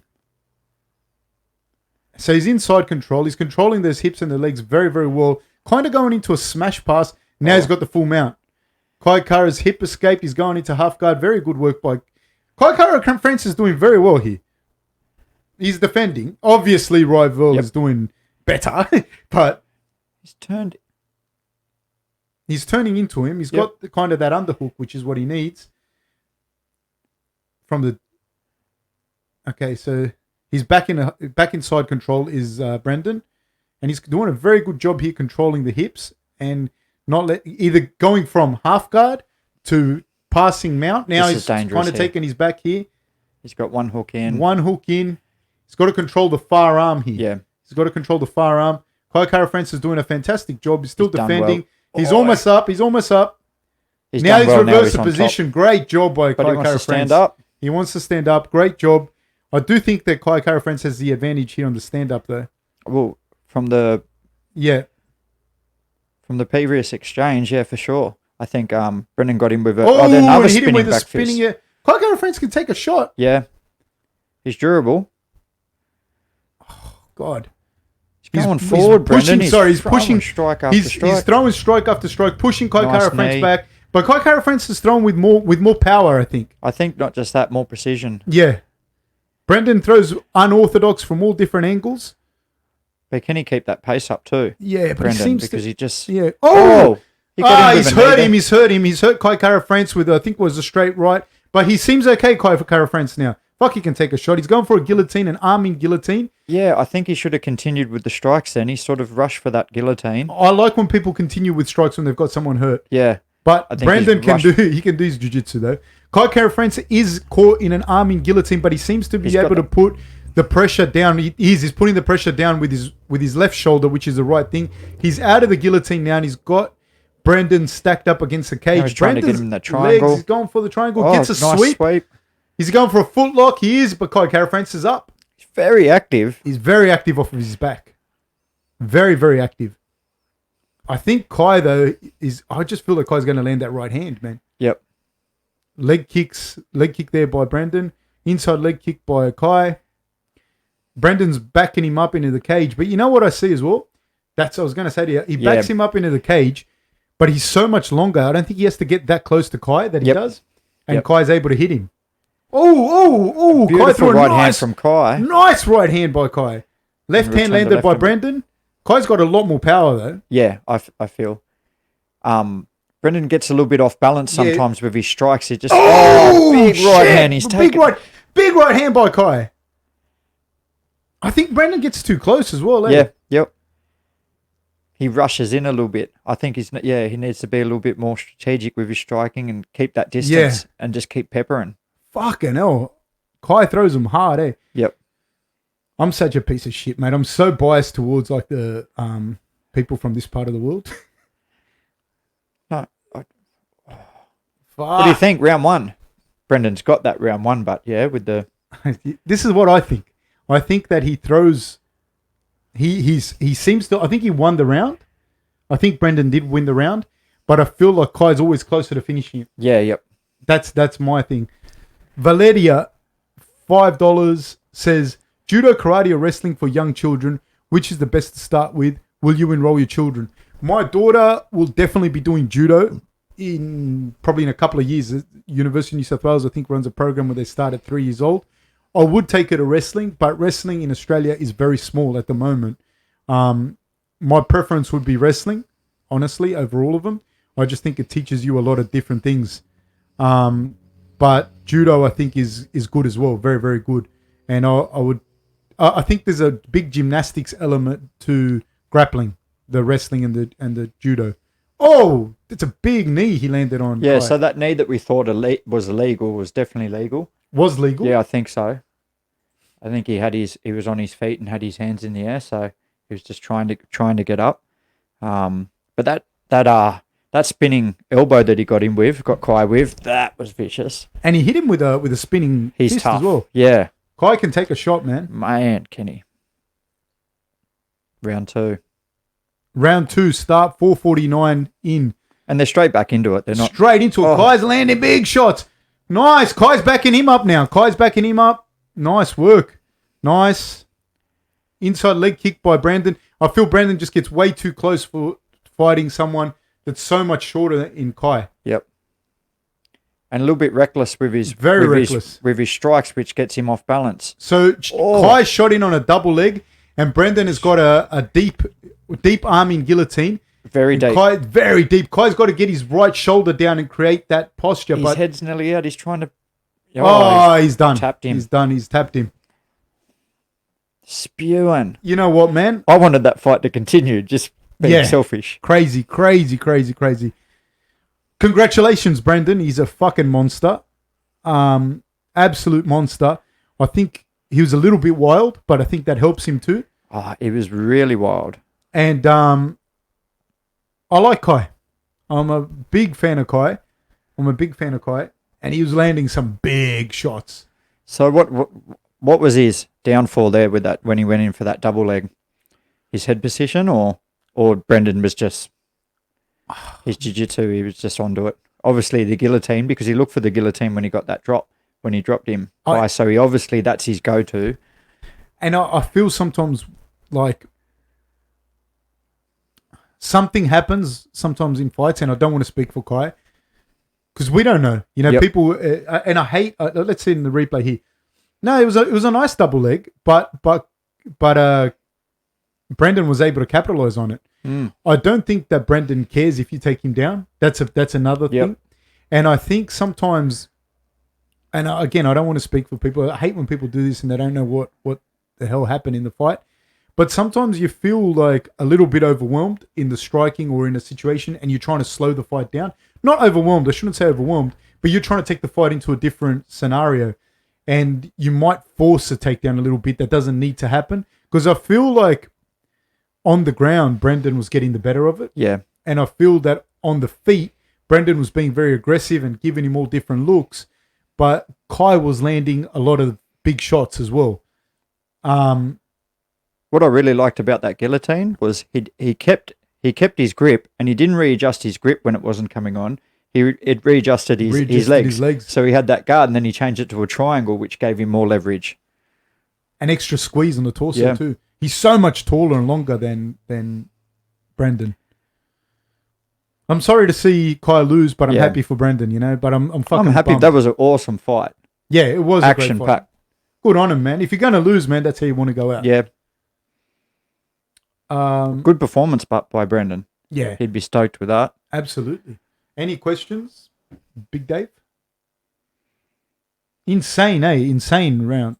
Good fights. That round 1, both dropping each other, mixing it up. Okay. Top 3 athletes from any sport, current and through history, that you'd love to see as an MMA fighter, e.g. Jonah Lomu, LeBron James, and Hulk, Brazilian footy player. The thing is, I'll tell you something, some guys are really good athletes, but they might not be able to fight because once you get hit, you reassess everything, you know, like it's different. Obviously those people, say fucking Jonah Lomu or LeBron James, like the level of athlete that they are, if they can fight, and I'm going to say Jonah Lomu probably could if he plays rugby union, that level of athlete is special. And also you got to understand, the guys that make the NBA, for instance, that level of athlete is special. Like a LeBron James is fucking special. If they can fight like up here, not physically they're specimens. Man, I don't know. It could be any of them. Like you could, you know, imagine like Wilt Chamberlain or someone like that, like fighting like back then. Shaq. Like, fuck, imagine Shaq fighting. You see him fight. Yeah, I've seen him hit the pads. No. Have you seen he had a fight with Oscar De La Hoya? I think it was. Oh yeah. Like an exhibition fight, and it looked like me fighting a little kid. You know, like that's when you start to understand these guys are just fucking ginormous. It's hard to tell with athletes, but because they haven't fought. Say for example, someone like Justin Hodges was one of the best footballers to do it.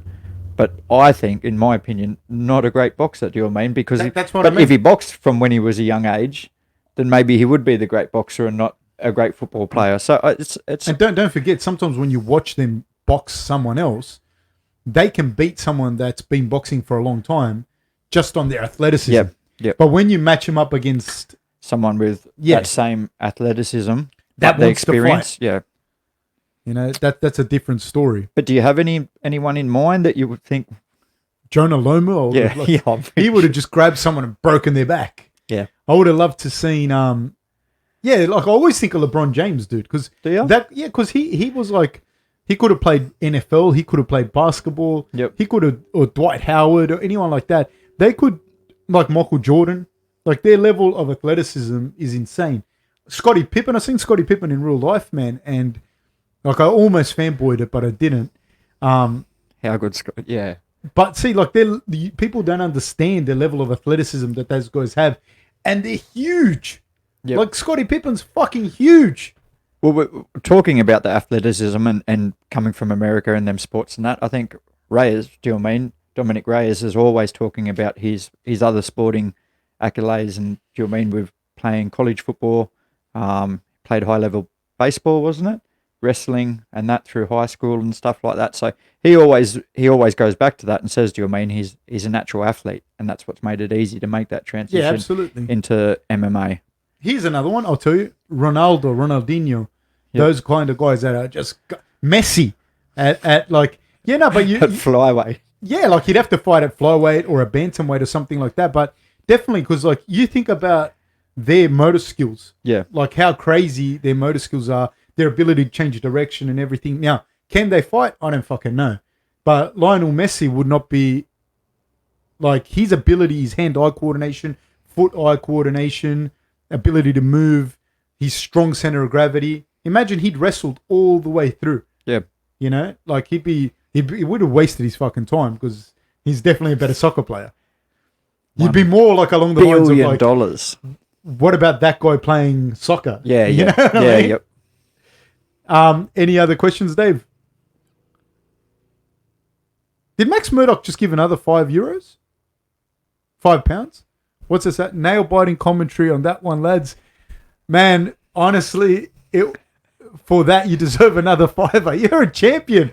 Stop drinking. Everybody on this forum, stop drinking and just give us the money. That's what we want to do. We'll call it the Max Murdoch movement. Triple M, the Max Murdoch movement. You are famous now. You'll go down as the martyr. Max the Martyr Murdoch movement. We got very excited, but in that fight. It was crazy, man. Like, honestly, my heart was with Kai. I'm not going to lie.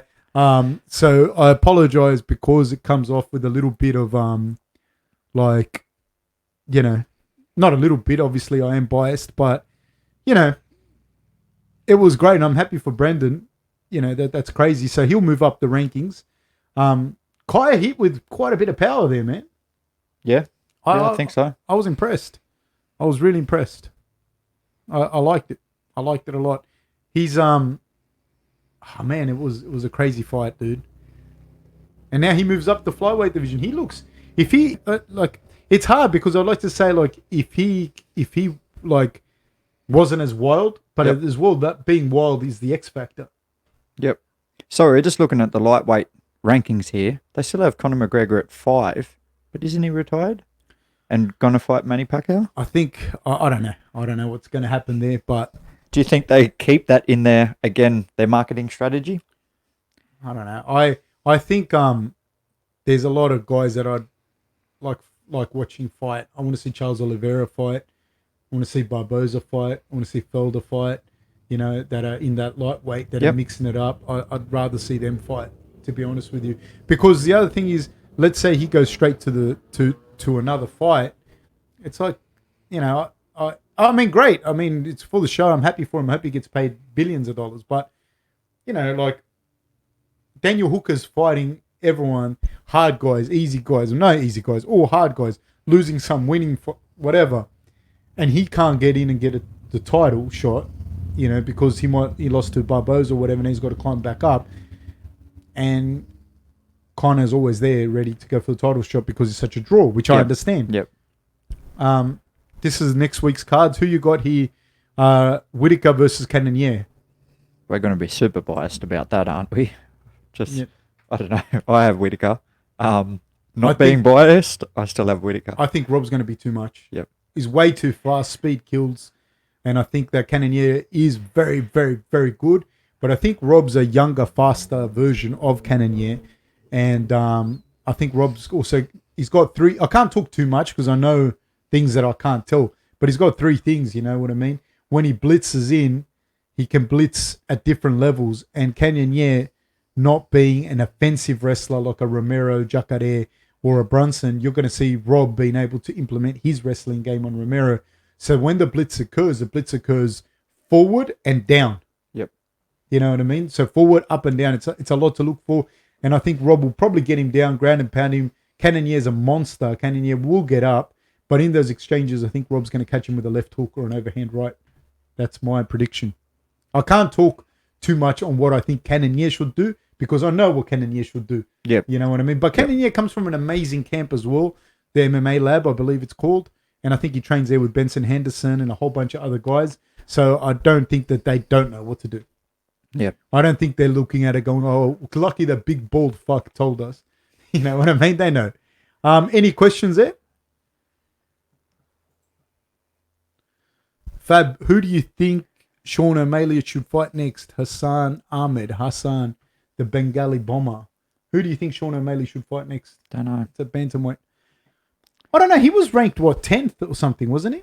I think that would have put him in the top 10, or maybe he was number 10, but I'm not too sure. I thought that injury was a lot more serious when we watched the fight, but I think he was up and walking in a couple of days, and there was no serious damage. But a second time that's happened. It's definitely put a bit of a stop to his train, but I still feel like he's that big of a name that, again, maybe the same thing as Conor. Yeah, he would still get a top 10 fight. I don't know that I have anyone that I'd like to see him fight a bantamweight next. Like, I think, you know, there's a few things as a fighter. I'm not talking just about as a you know. Again, I wish the best for him. I hope he fights whoever, and I hope he fights a postman and they give him $1 million. But I don't know, man. He lost to someone ranked below him. I'd like to see him fight someone there, like 11th or 12th, you know, 10, 9, 8, 10, around there. I'd like to see him fight someone like that. He's got a lot of potential. He's very, very good. Very, very, very good as well. I think they're talking about Chito Vera fighting Jose Aldo. Are they? Yeah. That'd be a good fight. This fight that's coming up, I'm really keen to watch. Brad Riddell. That's who's fighting now. But I would like to see Jose Aldo retire. Yeah, me too, man. Not because he's not good. Of course. He was my favourite. Yeah, but I just feel like, I don't know, with a lot of them fighters, I feel like each time they fight, and if they do have a loss, it just takes away a little bit from their legacy. Because for me, do you mean, if he would have retired when he was on top, then the argument of him being pound for pound is still there, but the more you lose after that, People don't remember, I feel. Anderson Silva, like when they talk for pound these days, Anderson Silva at his peak, man, it was just ridiculous. Like, dude, there was no one close to him. Fedor. Yeah. When Fedor was Fedor back in the day, and now like people, blah, blah, blah, Oh, blah, yeah, but blah. he got beaten by Mitrione or Yeah. And like, I remember people saying like, I remember fighters doing interviews, and I'm not going to say who the person was, but I remember fighters doing interviews and people going, oh, what am I talking about? Brad Riddell as the next fight? No, Brad Riddell already fought. Yeah. No, I was saying people talking about Fedor and that. I remember in the interviews at the time, this is what's very important, is at the time. And people going, I'll fight so-and-so. I'll fight the thing. I'd love to fight this guy. I'd love to fight that guy. And they go to him, what about Fedor? And he goes, yeah, I'll fight him if I have to, yeah.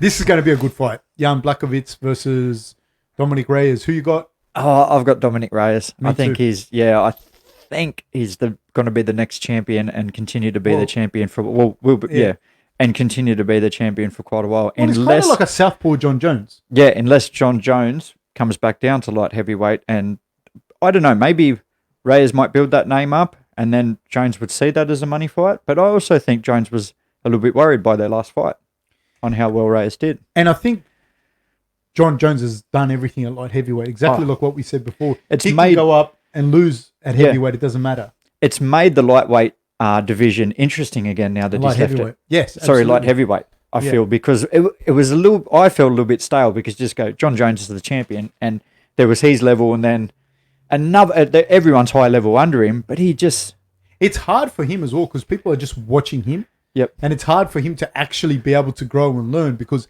everyone's watching you. Yeah, and you just haven't they can practice a lot for years to beat you, and you've only got a limited amount of time to beat the next guy. Yeah. So I'm just going to use the bathroom. No, that's fine. So if you've got a question for Eli. For me. Hey, guys, let me know if Eli talks shit about me while I'm gone.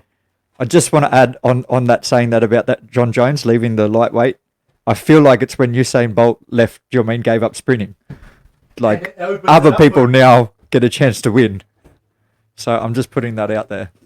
Dave, if you have questions for him.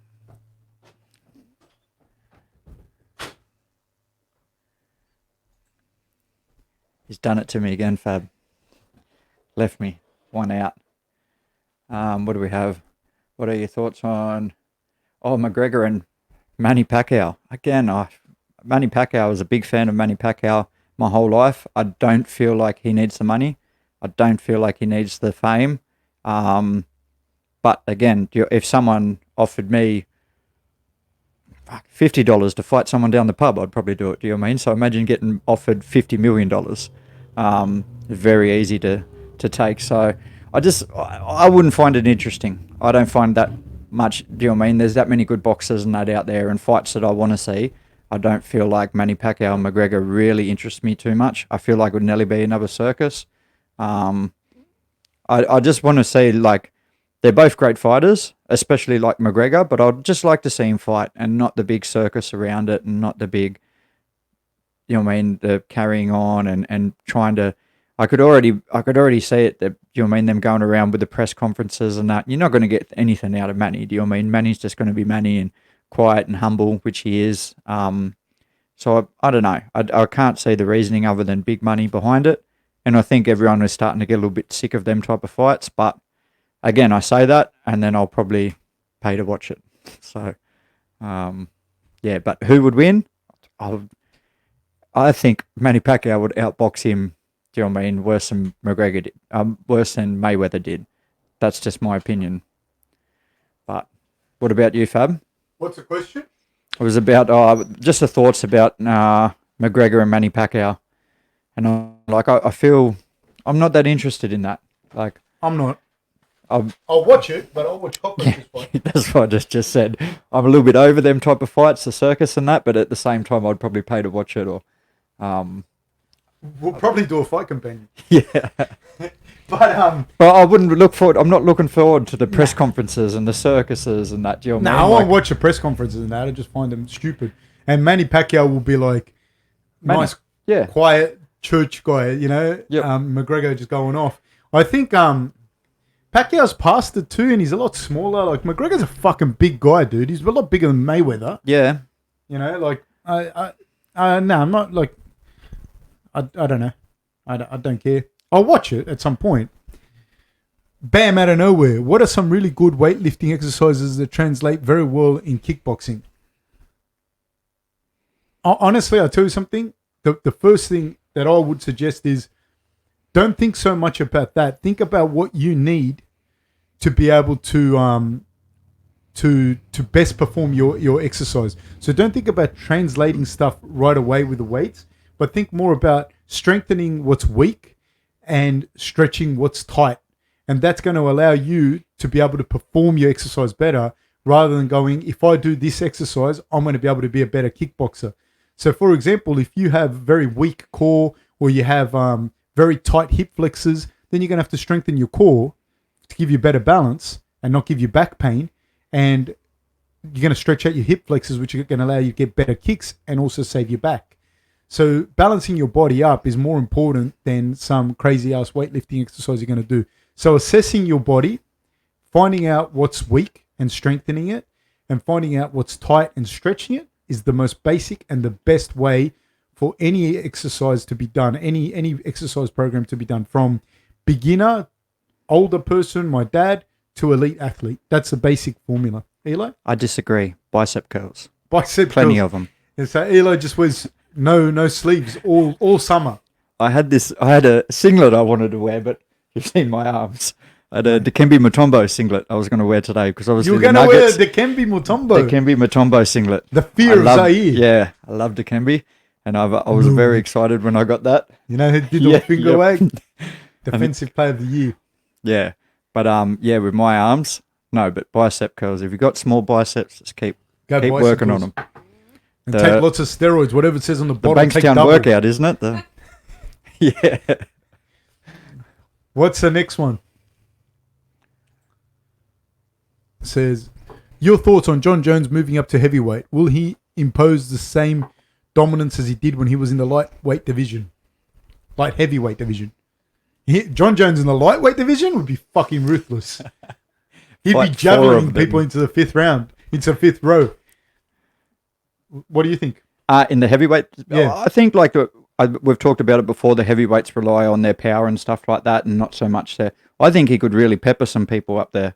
I think there's some good fights for him up there. No, I think he'll do very well. I'm not too sure if he'll go straight into a title fight, but I would like to see him have a fight before that.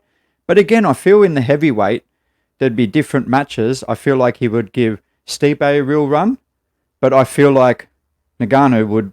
I can't see him beating Ngannou. Would take his head. Or do you know what I mean? Like it's why I still feel like Stipe would be able to beat Ngannou. Like I can't see him beating like Mark Hunt at yeah, heavyweight. Yeah, exactly. So at heavyweight, it's got that little bit more of a mapping. What do you mean of who could beat who? I can't see him beating Ngannou. Yeah, I don't know that he beat Razor Blades. Yeah, no, he would be really good. That'd be a really good fight for him. A really good test because he's got great wrestling. He hits with a lot of power. And you'd see John Jones pushed into different situations. Yep. We're off, people. We're off. I'm fucking pumped. First round, 4:55 in. Jan is holding still.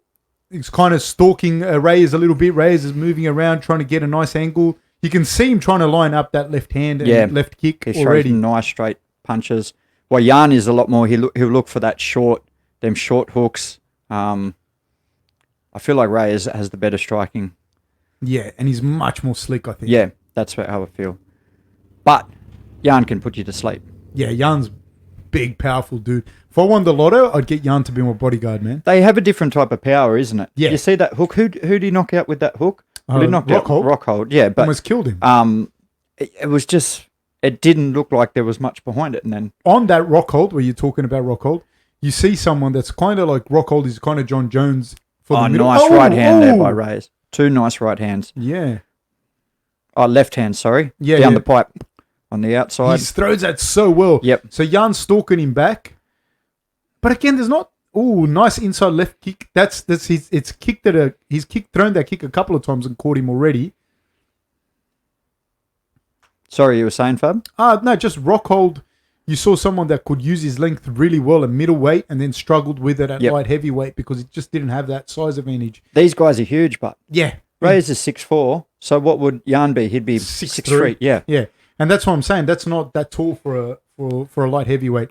And at heavyweight, John Jones wouldn't enjoy the size advantage that he does at light heavy. Yep, true. But he's got the skills. This is interesting. This is very interesting. They kind of seem to be, again, a bit of following around as opposed to some cutting off that I'd like to see a little bit more. But Dom is throwing that left kick to his lead leg a lot. Just went up high there, pulled up a bit short, but Jan looks like someone out of Street Fighter, doesn't he? Yeah. Yeah. Like Balrog. Yeah, that's him. Not Balrog, Zangief. Zangief, yeah. Zangief. I wasn't a big Street Fighter fan, but I knew he looked like someone. Not someone you want to spill your drink on. I told you, man, if I won the lotto, he'd be one of my bodyguards. Yeah. But, man, Dominic Reyes, I'm really impressed with him. It's a nice slow pace too. Like, there's enough happening, and I think that Reyes is going to the well there, like chopping at that lead leg, but the pace is slow, so this is going to take you to the 5 rounds. Yep. Nice little flurry there, straight right, and then followed by a left uppercut from Jan, and they're back in the center of the octagon. Yeah, Reyes is just feeling me out, trying to get on that outside for that left hand. And he's doing quite a good job of that. Because that's for the left obviously. hand. Yeah. And he's thrown that left kick to the body. I feel that Reyes has had the experience already with the 5 rounds, in such a close fight with John Jones. Yeah. And did really well. Yes. Well, it was very controversial, the decision. A lot of people had him winning it.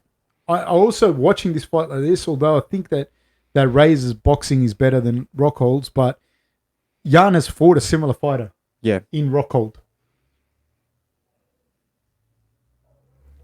It's he clobbered him with that overhand left hand by Jan Blachowicz. That's that power one that doesn't look like it has much on it, but it cripples people. You know who's more interesting coming up into this division, which I think is pretty interesting, is the middleweights that could potentially move up. Oh, yeah? Because Jacare did very well against Jan. Yeah, he did. Yeah. It was a very slow-paced fight, wasn't it? They're very standoffish. But Thiago Santos has still got to come back. Thiago Santos. But these are middleweights that came up. Yeah. And so then you think of Israel, I think would do well at light heavyweight. Yep. He's a big frame guy, tall guy. Romero. Costa. But the thing that's interesting with Costa and guys like that is that they're huge at middleweight. I don't know how they... Yeah, I don't think they would look... Against Jan, someone like Jan, they wouldn't look as imposing as what they do in middleweight. But I don't know how much bigger maybe Costa gets even bigger. Even bigger. And they have to put butter on his shoulders to make him fit through the doorway. So it's smart. These guys are fighting really well. You can tell they've got a lot of experience. Yeah, they're fighting cautious, but I think they will open up. They know it's a 5-rounder. Yeah. I like that. That kick at the end. Yep. Reyes got him with that kick. But tough to score, yeah. Oh, man, I don't have no idea. Tough round to score. Jan got him with a kick. He's got him with a few there. Look how red his body is there already. And that's with the liver. Oh. That's where your liver is, you know what I mean? He hasn't got him flush on the liver, but Reyes' body's smartening up on the right-hand side. He is extremely bruised there already just from them 2-3 kicks. Jan must hit like a fucking truck, eh? Yeah. Like a thud. He looks like a thud. He doesn't look like he snaps. No. Whereas Reyes looks like he snaps. Yep. It's that different type of power, isn't it? Precision and speed versus just, I don't know, nearly like logs hitting. Yeah. Yeah. Do you want any more water? No, I'm good. Thanks, mate.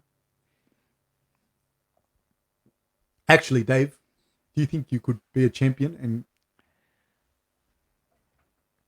we're about to start round 2, and we're off. Not quite. The guys are very fresh. Could you please, Dave? I'll get this one filled up.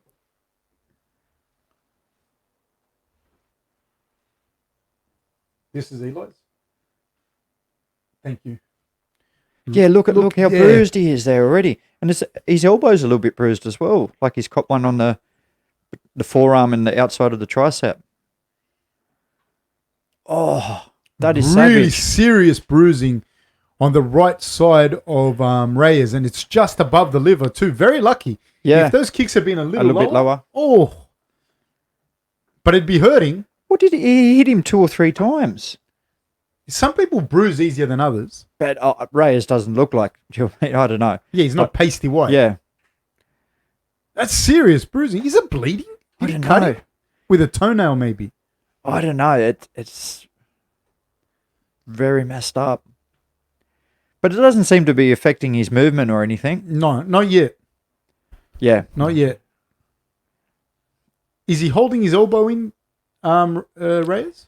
See, there looked to be some bruising just above the elbow on that as well. No, but is he favouring that elbow? You know? A little bit there. So there I thought he would have threw out the jab, but he seemed to just like to get that left hand going. Yeah. Showing the right hand, but he just sort of tried to get to that outside, skip to the outside.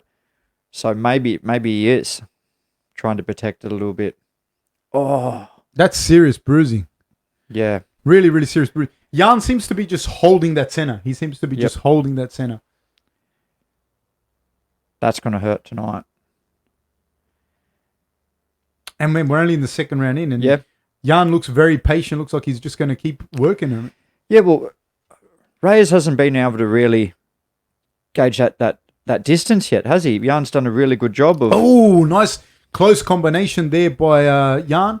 Sorry, Eli. Yeah, I didn't think it was going to go like this. I thought Reyes would really be able to, do you know what I mean, throw them nice straight punches and keep him away, but it seems to be the opposite. I will say, though, he's throwing that left inside leg kick, and Reyes is standing at southpaw, so he's catching him on the inside of his leg on Jan, and that will start to hurt. Yeah. This is only the second round. If he lands 3-4 more of those kicks flush, it's gonna hurt. I like where John Jan's Jones throwing just that said kick. the left kick to the body seems open all day. I don't know. I'm going to assume that John Jones knows what he's talking about. Yeah. But what Jan's doing, he's going that overhand right or throwing that right hand. That's when he's coming back with that kick, and he's either going to the body or to that thigh, that right thigh of Thank you Reyes. so much. Thank you. Cheers. Thank you.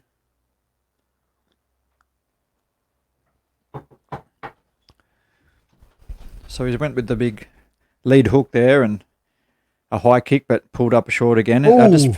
Those crazy exchanges. Nice high kick by Reyes at the end of that exchange. And that's where the difference is. You know, like there's like a second phase and a third phase to an attack. Yep. And that's what I was saying with Hakeem, who I think did really well, and it's an easy fix. But at the end of the grappling or at the end of an exchange, just throwing that extra thing where you see Reyes throwing that left high kick, where you see Jan throwing the left kick to the body. Oh, nice. That was the left kick to the body that John Jones was talking about. And that's the liver one that looked like it hurt.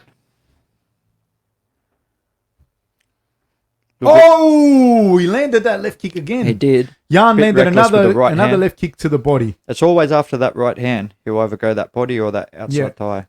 Because when he throws that right hand, he steps in. Yep. And that's he's creating another false distance because he's able to throw that right hand and go into a southpaw stance and then throw the left kick. Oh. See? Threw the left kick at the end of it. Yep. So he's went the right hand, left hook, right hand there, and then the kick after. Which is smart because he's not going to the world too many times. He throws that really well, that lead right hand. Yeah. Oh, that's dangerous there for Reyes. Those exchanges. Yeah. Oh. There was that thumping hook in there. Man, it was... Reyes is gone. Reyes is down. He's wobbled him. No, he's done there. Got him with that Jan, he stopped it. Well. They waved it off. He's called the fight. Jan has won it. He's the light heavyweight champion. Wow. He's a monster. Wow. I didn't see that. I did not see that coming at all. No. He did so well. I've slept on him. Do you know what I mean? I was even surprised that he got this fight. I guess because Thiago Santos was out. But so he is now the light heavyweight champion. And he did it in style, dude. Man, did he. I thought it was a bit dangerous for Dominic Reyes to be staying in there. In that pocket. Yeah. But you know what the thing is that we don't know as well? Yeah. Is how much did those shots to the body Yep. affect Dom's ability to move? See the first male champion. Joanna's the first Yeah. champion. Yeah. But the Poles have always had good combat sports. Man. Yeah. Yep. Really, really good combat sports. You know what I mean? Like, you don't know how much did those body shots slow down Reyes. You don't know. Yep. Wow. That is, I don't know. Now not that he's got surprising. money, I've lost my bodyguard if I win the lottery. Yeah. He He seems, just imposed his will, but too. but you know what I found with that right uppercut by Look, here it by comes. Jan. You know what I see with this though is with someone like Jan in this particular fight, he seems to have prepared really, really well specifically for Dom. Hit him with that overhand left. It was so short. Short He threw little it, thing. do you know what I mean? 30, 40 centimetres away. Look at that. Look at his body, but Yeah. the bruising on Dom Reyes' body. He seems to have prepared like very specifically Yep. for Dom. No, he's done a super good job. That makes things very interesting now for that weight division. So it'll be him and Thiago Santos. And middleweights, do you think more middleweights will come up, seeing that Jacare and Thiago Santos have had such success, and Cannonier had success? Well, yeah, at He's- light heavyweight. Busted up bad. Oh, I'm not too sure. I don't know. With the middleweights coming up, I sort of feel like a couple of them have experimented and they've pulled up short. Do you know what I mean? They're just a little bit too small, especially against someone. These guys are huge. Yes.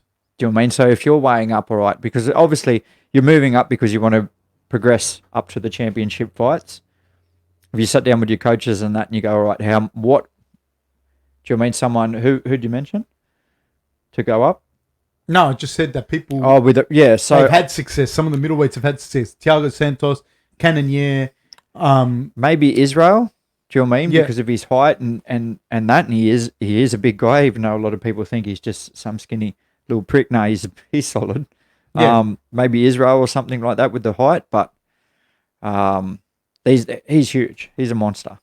You know, the other thing is not just the weight; it's like the size of your head, Yep. the size of your Yeah. joints, your hands. Like they're built different. Like I saw, like I just see, like I said, like I'm next to a middleweight, and then I see him next to a light heavyweight, and there's a difference. Yeah. And some middleweights, like that Anthony Smith, I remember when he was fighting a middleweight, and he fought on some cards that I was there, and I'd see the guy, and I'd be like, "How the fuck are you going to make middleweight?" Like I just look at him, and I think you're fucking huge, man. Yeah. Yeah. Thiago Santos was another guy. There was because I saw him. They fought on the same cards a few times, and he was always like very nice. And one time we were in the elevator, and I opened the elevator so he could come in, and he'd been cutting weight, Yeah. trying to make middleweight, and I didn't recognize him.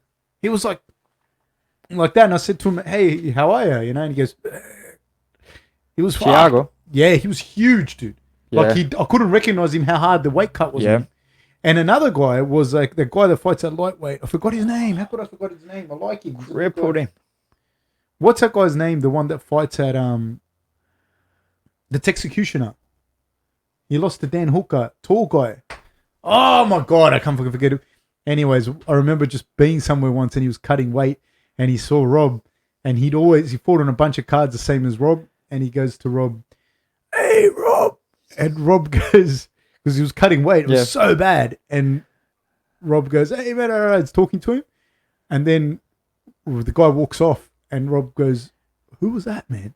And I said to him, "That's so and so," and I can't remember his name, and he goes, "James Vick, James. That's who it was. He was a fucking champion of a guy, right?" And then Rob goes to him, Rob goes to me, "No, that wasn't James Vick," and I said to him, 100% that was James Vick. Yeah. And we had like this whole debate. Because how different he looked from. Not only cut different, it's like he was a completely different person, dude. Yeah. So hey, it's all like this. Who have we got here? Did Max Murdoch again? 5 pounds, Maxie. Max Murdoch, the best person on this planet. Thank you, sir. Thank you. Please tell Robert Whittaker he's my favourite fighter. I'll go for him to win every time. He will be champ again. Hearing his struggles with depression really helps me in my battles with it myself.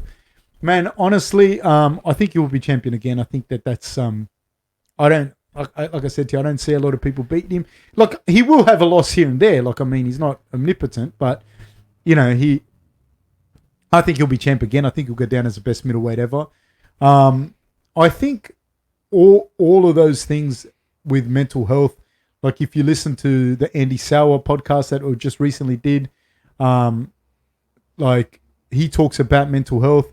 There's one coming out very soon. I don't want to say who it is exactly because I want people to watch it, but there's a lot of them that touch on the mental health aspect and all of that. Sorry, Dave just said something. What was that? Oh, Justin. Yeah, Justin Wren. We did a podcast with him that talks about mental health and whatnot, and I think all of those podcasts touch on it in a completely different way.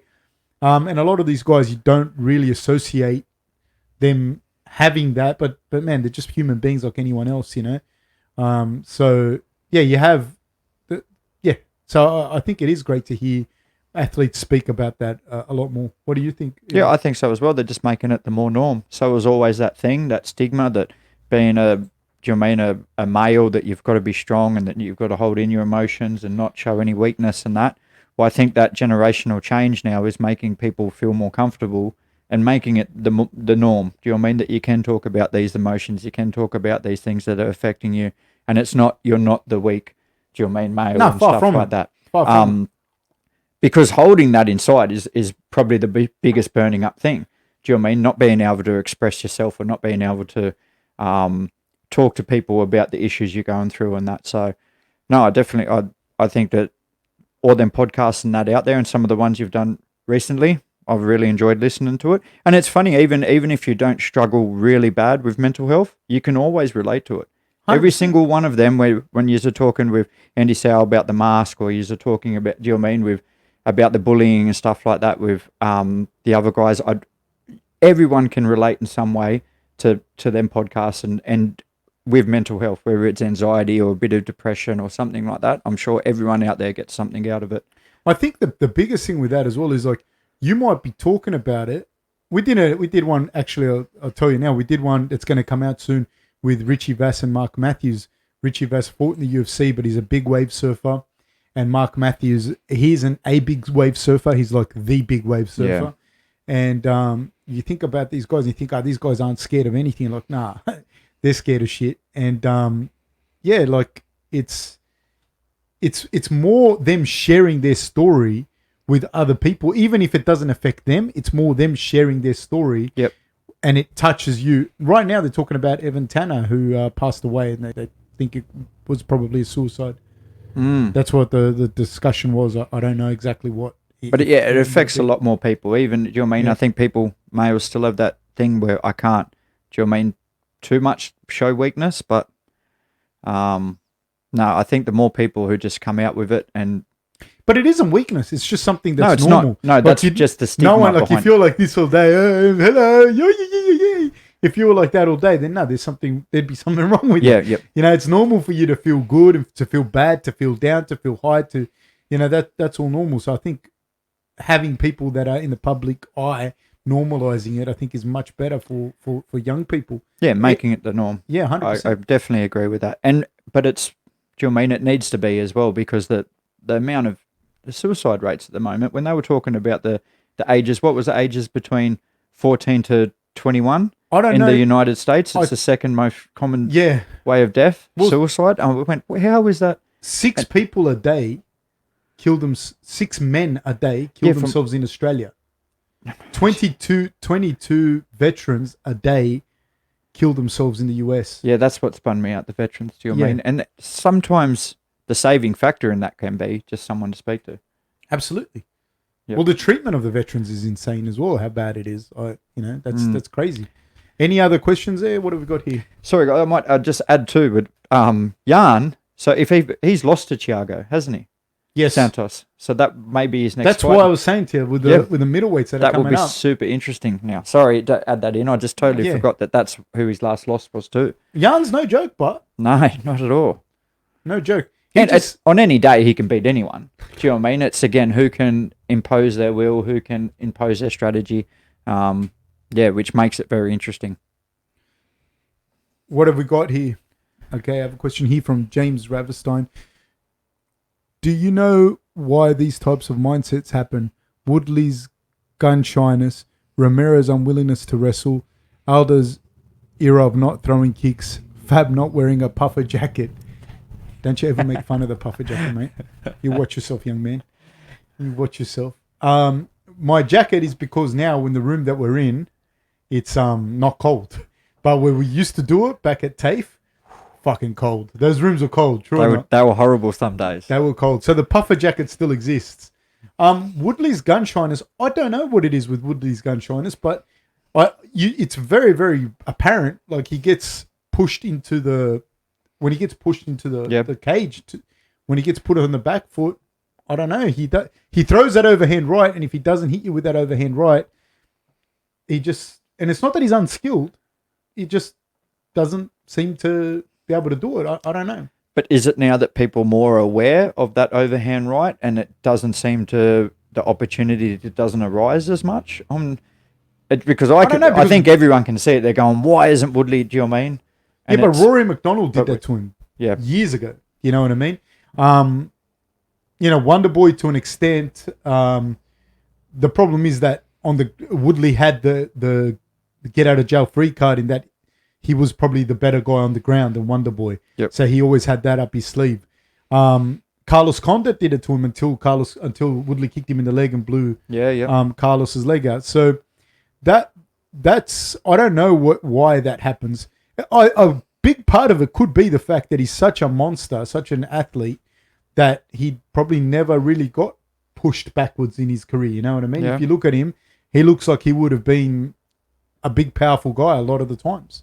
Romero's unwillingness to wrestle, dude, I'll tell you something that happens, man. It's not that he's unwilling to wrestle. He's like almost in his mid-40s, and wrestling is the thing that takes the most out of you in MMA when it doesn't work out.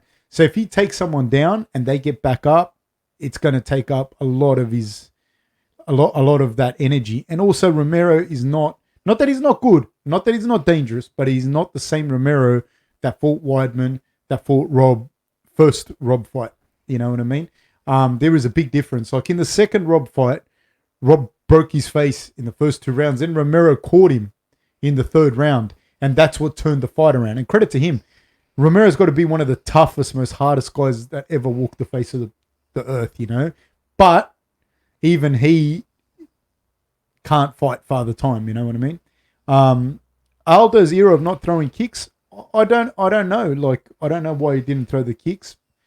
Maybe he broke his foot in training. Maybe he hurt himself.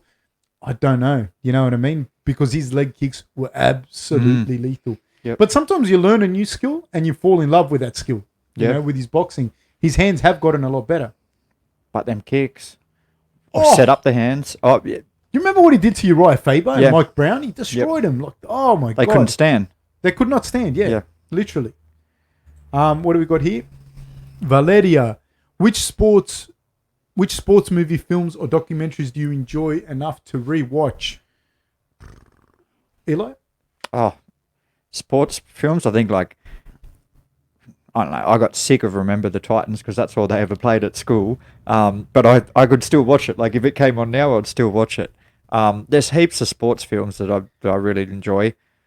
A lot of American ones and that. Documentaries, I don't know, like, I love documentaries. I'm real weird. I love all war documentaries. Okay. Like the Vietnam War, I like World War II in colour, I like World War One. I like all them. But specifically sport ones? A documentary? Yeah, or films? Documentary, I could watch Michael Jordan's one again. Do you know what I mean? Like, which I could watch that over and over again. His the last one? Yeah. What was it? Last Dance. Yeah, The Last Dance. I could watch that over and over again. For another one, I don't know why. I love a lot of the 30 to 30s, the basketball ones. I was going to say, I love the 30 to 30 basketball ones, and you get a background. Like, I'm a huge fan of Reggie Miller. I love that. I was just about to say the Reggie Miller one. Reggie Miller, and you see Cheryl Miller, you know, their rivalry and all of that. Like, so I love and I honestly, even as a coach, like, I'll read a lot. Like, One of the books that I recommend to read is 11 Rings, the Phil Jackson book. Fucking brilliant, you know what I mean? The All Blacks one. Oh, I can't remember the name of the All Blacks book. Oh my God, it's one of my favorite books too. But definitely those books. Definitely the 30 for 30 ones. I love the Reggie Miller one. Larry Bird. I love the old school 90s NBA ones. Inside NBA, the Detroit Bad Boys. Even the Dream Team one. Yeah. Yeah, Legacy. About the All Blacks. That book, blow your mind. Beetlejuice. Beetlejuice is back with no obscenities. Beetlejuice, the man, $7.99 Australian. Beetlejuice is back, ladies and gentlemen, with no obscenities. Love it. Costa's just walked in. He looks fucking yoked. What else have we got here? If you've... Okay. What do we got? What else? Okay. Cecilia da Rocha. Doesn't Romero have a fused back or something that might be a big reason he doesn't wrestle? He has fused vertebrae in his neck, and that's been a long time. He had that for a long, long time. That wasn't just recently. He's had that for a long time. A lot of them have had it. You know who had that really badly is Tito Ortiz. You can go on YouTube and look it up. You can actually see the surgery that they did. And it's actually something really good. When I used to teach at TAFE, I used to teach sport and fitness, muscular rehab, all that stuff at TAFE. And one of the things that I'd always put on is like when people talk about, I should get this surgery, I should get that surgery. And I'd always say to people, man, you need to have a look at what actually goes on in a surgery and then really ask yourself, do I need to do this surgery for myself? Like, do I actually need to do it? You know, and then you see people fuse the discs together. You see people clean out a knee and like they're highly intrusive. But yeah, on that, Romero already had the surgery. I mean, he's not young, dude. And the wrestling takes away way a lot of energy, you know? That didn't even make grammatical sense, but everyone knows what I mean. What else have we got there? Sludge D. There is a lot of pressure on men these days and a lot suffer silently. Glad you guys are bringing awareness to the issue. No, thank you, man. I don't think it has to be like a crazy bad stigma. I don't think so. Because it's not something that's like, it's just, honestly, it's as weird as just people being able to say, I'm not feeling the best today. Yeah. You know what I mean? Like, I'm not feeling the best. That's all you have to say. And it's so fucking normal. Like that. Hey, does Israel's chest look a little funny? Yeah, I thought that in some of the photo shoots and that before. Yeah. But he wasn't like that before. Yeah, I know. No, I said that where it looks like there's a bit of caved in there or so. I don't know. He doesn't look as... I know exactly what you're talking about because I've seen the photo. But it still looks super lean. Yeah. I know what you're talking about on that that right-hand pec. Yeah. So they're mouthing off at each other. Costa's already going at him. Oh. Yeah. I think, nothing that I'm saying hasn't been said before. I think it's going to be a bull and a matador, and I think Israel's going to be the matador. But I definitely think that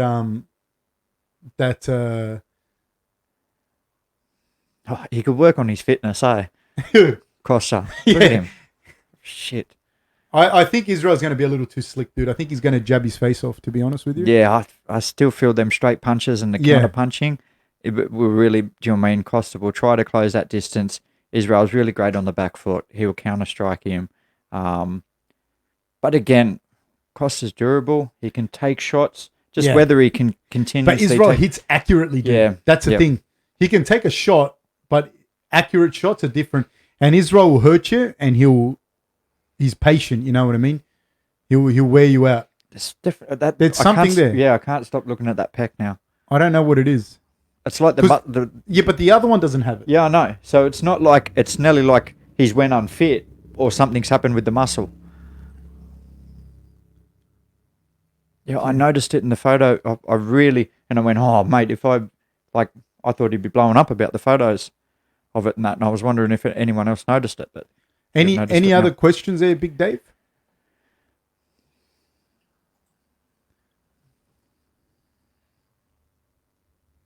I don't know, man. I think Israel. Yeah, I think Israel's going to do it. I think the jabs are going to. But I'm interested. These first 4 or 5 minutes are going to be pretty crazy. But Israel can turn the thing on Costa as well, you know. But do you think Costa needs to do that? Do you think he needs to come? No, I don't think he should. No? I don't think he should at all. Especially the type of fighter that Costa is. I think that Costa can come in like Jason Wilness. He can, to a certain extent, you know. Obviously, the small gloves make a big difference. Yep. But I think he can do that to a certain extent. And he already likes to do that. He likes the high guard. Yeah, he likes, because he can't really rely on his straight punches. So he likes that high guard to get in, and then he throws them looping. Yeah, so he's got that. And he uses his strength and body, Yeah, he's got those leg kicks. I like it.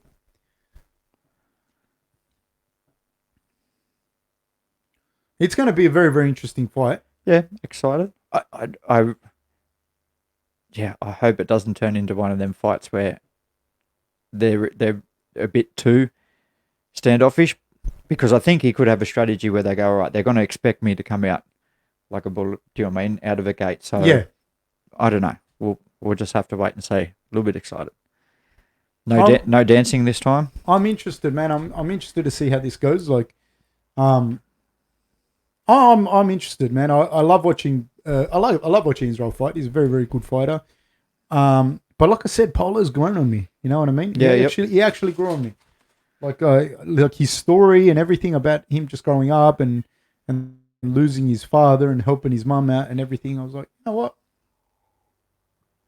I like it. One thing that I think is Israel is much better and underrated with the ground game than people give him credit for. Israel? Yeah, I don't see Polo necessarily having a huge advantage on the ground. But I don't think this is going to the ground. Oh, it might go to the ground in a very bad way. Yeah, someone will go to the ground. Someone's going to the fucking ground, I'll tell you now. Down there and playing rubber guard or anything like that. No. We saw all the rubber guard we're going to see. Yes. If Polo rushes in, he's going to eat a straight one, though. Yep. You know, so let's see what happens here.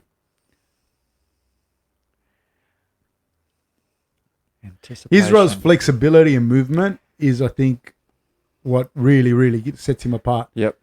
Okay, let's see. They're both here. Kostra's holding the middle. Israel's got excellent footwork. He's trying to get outside for that leg kick. Polo's motioning to him to kick it. Which you wouldn't want, but... No, I wouldn't want Israel to kick him. Israel's very, very... Ooh, nice oblique kick to the knee. Israel's got a good measure on him. I see Israel getting the measurement. Polo's holding the center very, very well. Holding the center. This is what Israel does very well. He puts his hands out and like John Jones, and he starts to frame you. Another great calf kick by Israel. Great calf kick. And he's getting outside of Polo's foot and doing it. Polo threw a kick, but he can't get it. He's going to struggle a lot with the reach. Yeah. I think he's going to get frustrated, rush in, and Israel will be waiting for him. Second oblique kick landed by Israel. Right low kick landed by Kostra, but I don't think he hurt Israel. He caught Israel on the muscle as Israel tensed his muscle.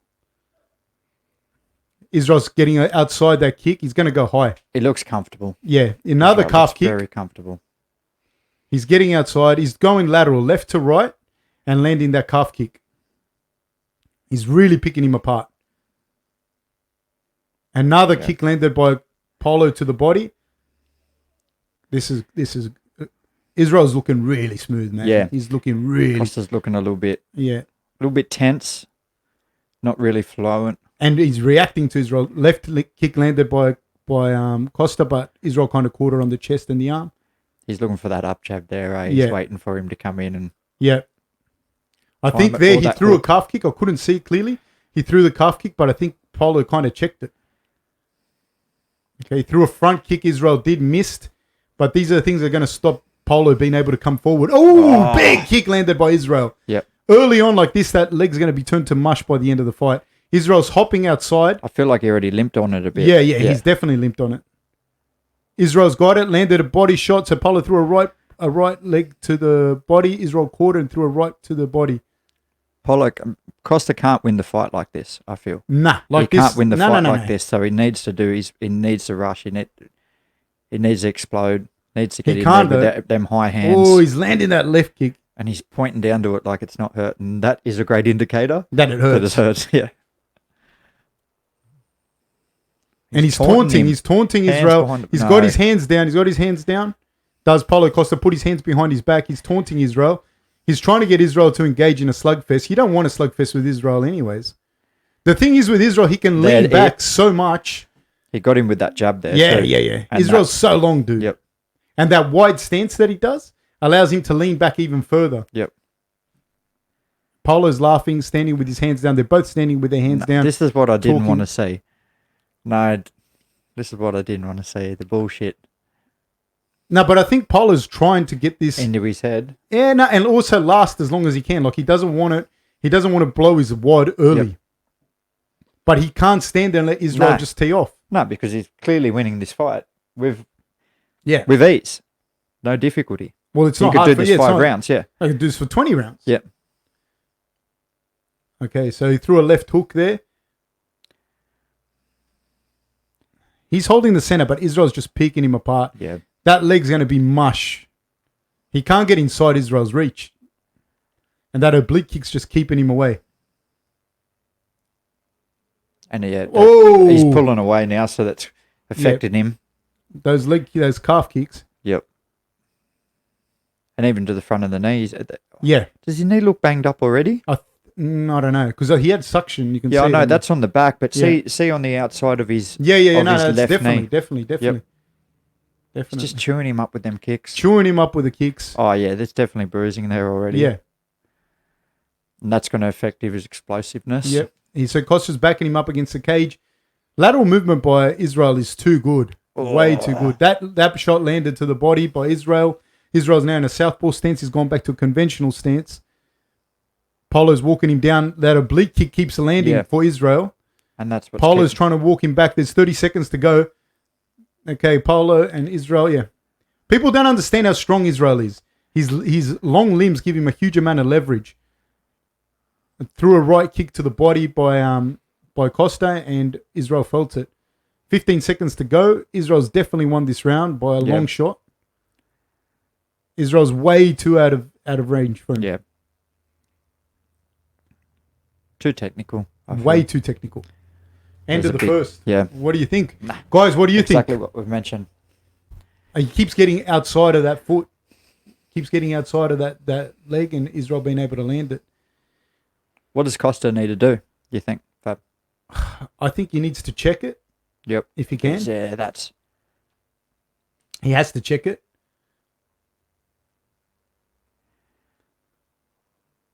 And he's not landing those flush either. No. That one there. I think he has to understand as well, as soon as Israel's going outside of that foot, he's going for that calf kick. Yep. So he has to get out. You know what I mean? Yep. He has to get out. Like, if he sees him go, he has to get out. He can't. That's what's going to happen. But I also see that Israel is not just checking it, because I also see that Israel's getting outside of his front foot. So Paulo has to recognize that and move out. Yep. Move out and then readjust in the fight. Not leave your ego there. Yeah, and start again. Like, when Paulo goes forward, So that's exactly what we just said, James. You just asked the question. I think he has to recognize when Israel starts to hop outside, he can't let that happen. He has to get out. He has to capitulate that position and start again. See, now that's exactly what's happening. But he's just flat-footed there. Yeah, he's very flat-footed and just looking to explode to go forward. He's not worrying about any other movement, which is that's it. As soon as he's outside, Paulo has to get out. Get out and hold the shin up as he gets out. Yeah, I feel like Israel's confidence has just grown now, and he's just even looked more comfortable. Here he is. He's going to hop to the calf kick. Hop, and then he'll go up high with the right leg. Inside. Yeah. He did that with the left leg. I said with the right, he did it with the left. And he's keeping that. His hands are out. Yeah. Nice leg kick by Paulo landed. Yeah. Nice. Again, a second leg kick by Paulo landed. He's got to find a way to close this distance, but get in there. Missed with a third leg kick. Now Israel's got that distance. Nice. That's what he did. He did that. He recognized that. He got out of the way and got out with his shin up. If he would have done that. Now he's got to get out. Israel hop to the right. Israel hop to the right. Yep. Israel's hopping to the right. There it goes. Yeah, and that's it. Paulo seems to have adjusted a tiny bit. Oh! He seems to have adjusted a little bit. Don't. He's a little bit of showboating there Yep. by Paulo. Yep, there we go again. Another calf kick by Israel. Very, very good strategy here. Nice jab landed by Israel. That's where, do you know what I mean? I feel he just has the advantage with the striking. He could do that all day. Now he's faking that right kick and hitting in with that jab. Very, very nice. Very, very technical. Very, very, very good. Dude, Paulo doesn't even look in danger of touching Israel, really. No, he hasn't shown anything yet. Another right kick to the body by Paulo landed on Israel, but Israel caught the kick and he sort of turned into it, so it takes a lot of the power off. Now Israel's hopping out to the right and he's going to land the right low kick. The difference in length is huge. Yeah. He's hopping out to the right. He's gonna. Yeah. Man, Paulo, you cannot stay there. Nah, he's letting his ego get the better of him. Oh!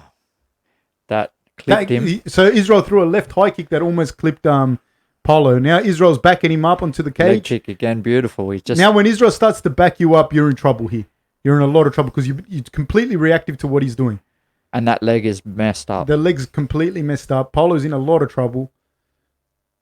He's reacting on Israel. Israel landed a huge jab there. And another oblique kick. And he's the confidence, you can feel the confidence grow in Israel and a change for Paulo. Well, not just that. Paulo's on the back foot now. Costa's on the back foot. While he was still trying to stay on that front foot, even though he was getting peppered. Very, very good. Very, very good display by Israel. Wow. Another nice jab. Even the feints, Costa's reacting to all the feints. He's just looking very comfortable. Very, very good. Just hitting him with anything. Yep. He's going to spin. I think he's going to spin. He was, not anymore. Now he's cut. Already up. Yeah, he's already opened up. Costa. Paulo's opened up. Oh! The right eye dropped him. And he'll finish him here, maybe. Yeah, no, he's finished. He's finished. That. Don't know. I feel a terrible performance from Costa, but a fucking spectacular performance by Israel. Yeah. So, yep. He continues. That was a very, very good performance. Wow. Is Costa saving himself or is he struggling to find his game? Struggling. Danny Bosch, if he's saving himself, he's left it too late because he lost. Yep. So, yes. Look, it was a spectacular performance by Israel, but I feel that Israel prepared for Costa and Costa specifically. This is a big difference. I feel like when you bring in guys to your training camp, it doesn't matter that they're tall like Israel. They're not Israel. Yeah. And so and I don't know that he did or he didn't do this, in the camp because I don't know him. But I do know that you're better off working out what you're going to do, in those situations as opposed to trying to get people to mimic Israel. Because you're not going to get someone to be as good at being Israel as Israel is. You might want to get one or two long guys that are going to, that just get you used to the body type. But yeah. There's a back and forth between the... I hate that. I don't think there's any need for it. And I still feel Costa, you're worried too much about trying to get in Israel's head, which wasn't working, than rather, having your game plan. So there's a left high kick that landed really well. That's what opened him up, I think. Yep, opened him up. No, it's finished. Another jab by Israel. That was the one that got him. That left hook. Yeah.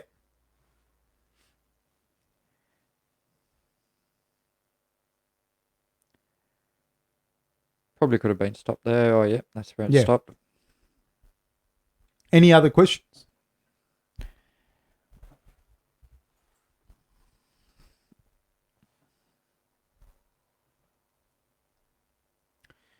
James, do you think the UFC hype train makes people overrate fighters?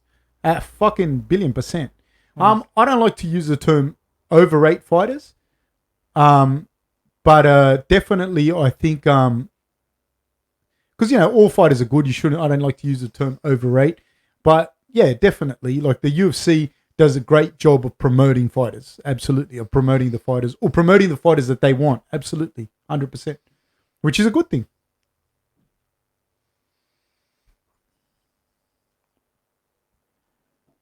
I'm glad they shake hands. But humble as always. What's any other questions, Dave?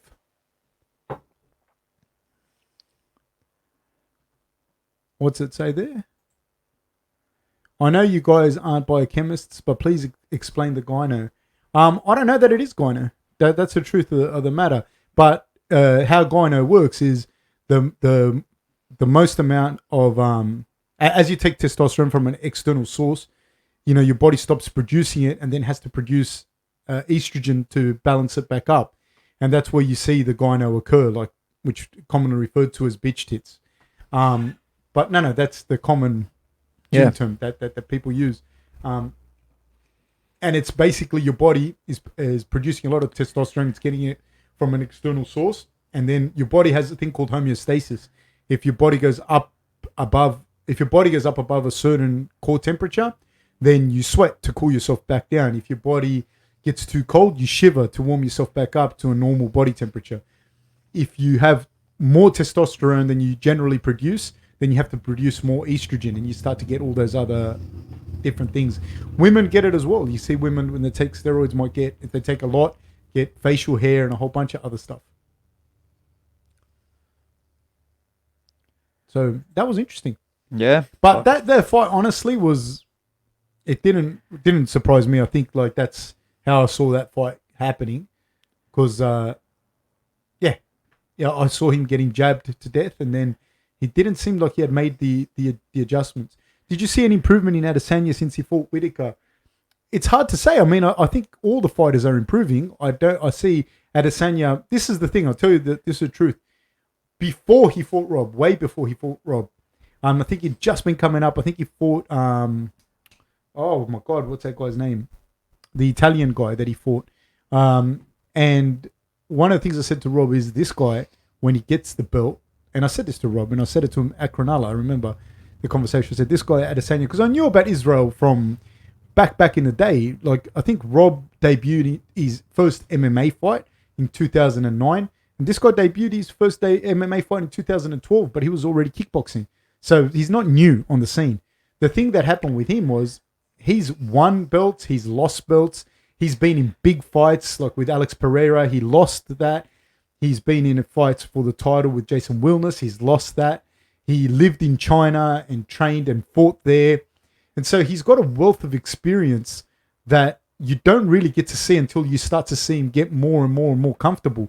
So nothing about Adesanya surprises me because I've followed his career for so long. He'll continue to improve, but one of the biggest things is that a lot of the improvements, he's already had them. He's already been through that. He's already been through things with his coaches, things in his private life. What do I have to fix? Who do I have to talk to? What do I have to do? He's done all of those things. And those are the things that make him so hard to beat now, because he's got his life down pat with what he wants to do. And he's gone through the hardships. He's gone through people being around him, people not being around him, people being all around him until he loses a fight and then stop talking to him and all that stupid shit. He's been through all of that. And that's the hardest part. You can't buy that experience. So that's what makes him very hard to beat. And that's why I say to you as well, I think Rob's going into that era of his life now. It's who can handle those changes the best. And so that's what I see with Israel. I think he's always been a fantastic striker. He's always been a fantastic fighter. And he's putting it all together in the octagon now. It's just that people hadn't seen him yet. You know what I mean? What do you think, Eli? I think regarding this performance here, whether he's improved from the one from Rob, I feel like he looked better because Costa didn't have the same arsenal as what Rob has. Do you know what I mean? Yeah. So it made it look a lot easier. Obviously, he's still got the same finish, but yeah, I just feel like he looked a lot more comfortable in that because I don't think Costa is as big of a threat as Rob. No. So, and I feel that fight will happen again. Robin Israel. It will happen 100%. again. Yeah. It may even be the next one after Rob's next fight. So I think so. I don't think Cannonier beats Rob. Yep. And I think that'll probably be Robin Israel next. yeah, I agree. I think so. So yeah, interesting. Very good fighter. Very, very good fighter, Israel. Any other questions from our audience before we wrap it up? Also, we'll be doing a post-fight show, and we'll be posting that up very soon as well, probably tomorrow or something. Just talking about what we thought about the fight after we've had a little bit of time to digest it. But that's his name. There, I can see it there. Max Murdoch, you champion. Marvin Vittori. That's the guy's name. Marvin Vittori. And that's who it was. After that fight was a conversation I had with Rob. Yeah, that's a guy's name. Aaron Bailey. Oh, Aaron Bailey. Shout out to Aaron Bailey. He's a boxing coach at Minto PCYC. Yeah, Minto PCYC. He's also part of the New South Wales development. I'm a terrible person, piece of shit for not remembering his last name, but Aaron Bailey, that's him. Yeah, great guy. All right, cool. So that's it. No more questions from the audience. Yeah. So it was very, very interesting. I liked it a lot. Yep. The fights. So all right, thank you very much, guys. I will catch you guys soon. We'll be doing the post-fight analysis, and we'll be releasing more podcasts this week. So, guys, thank you so much for supporting. Please like and subscribe. We really need the support. Thank you, guys.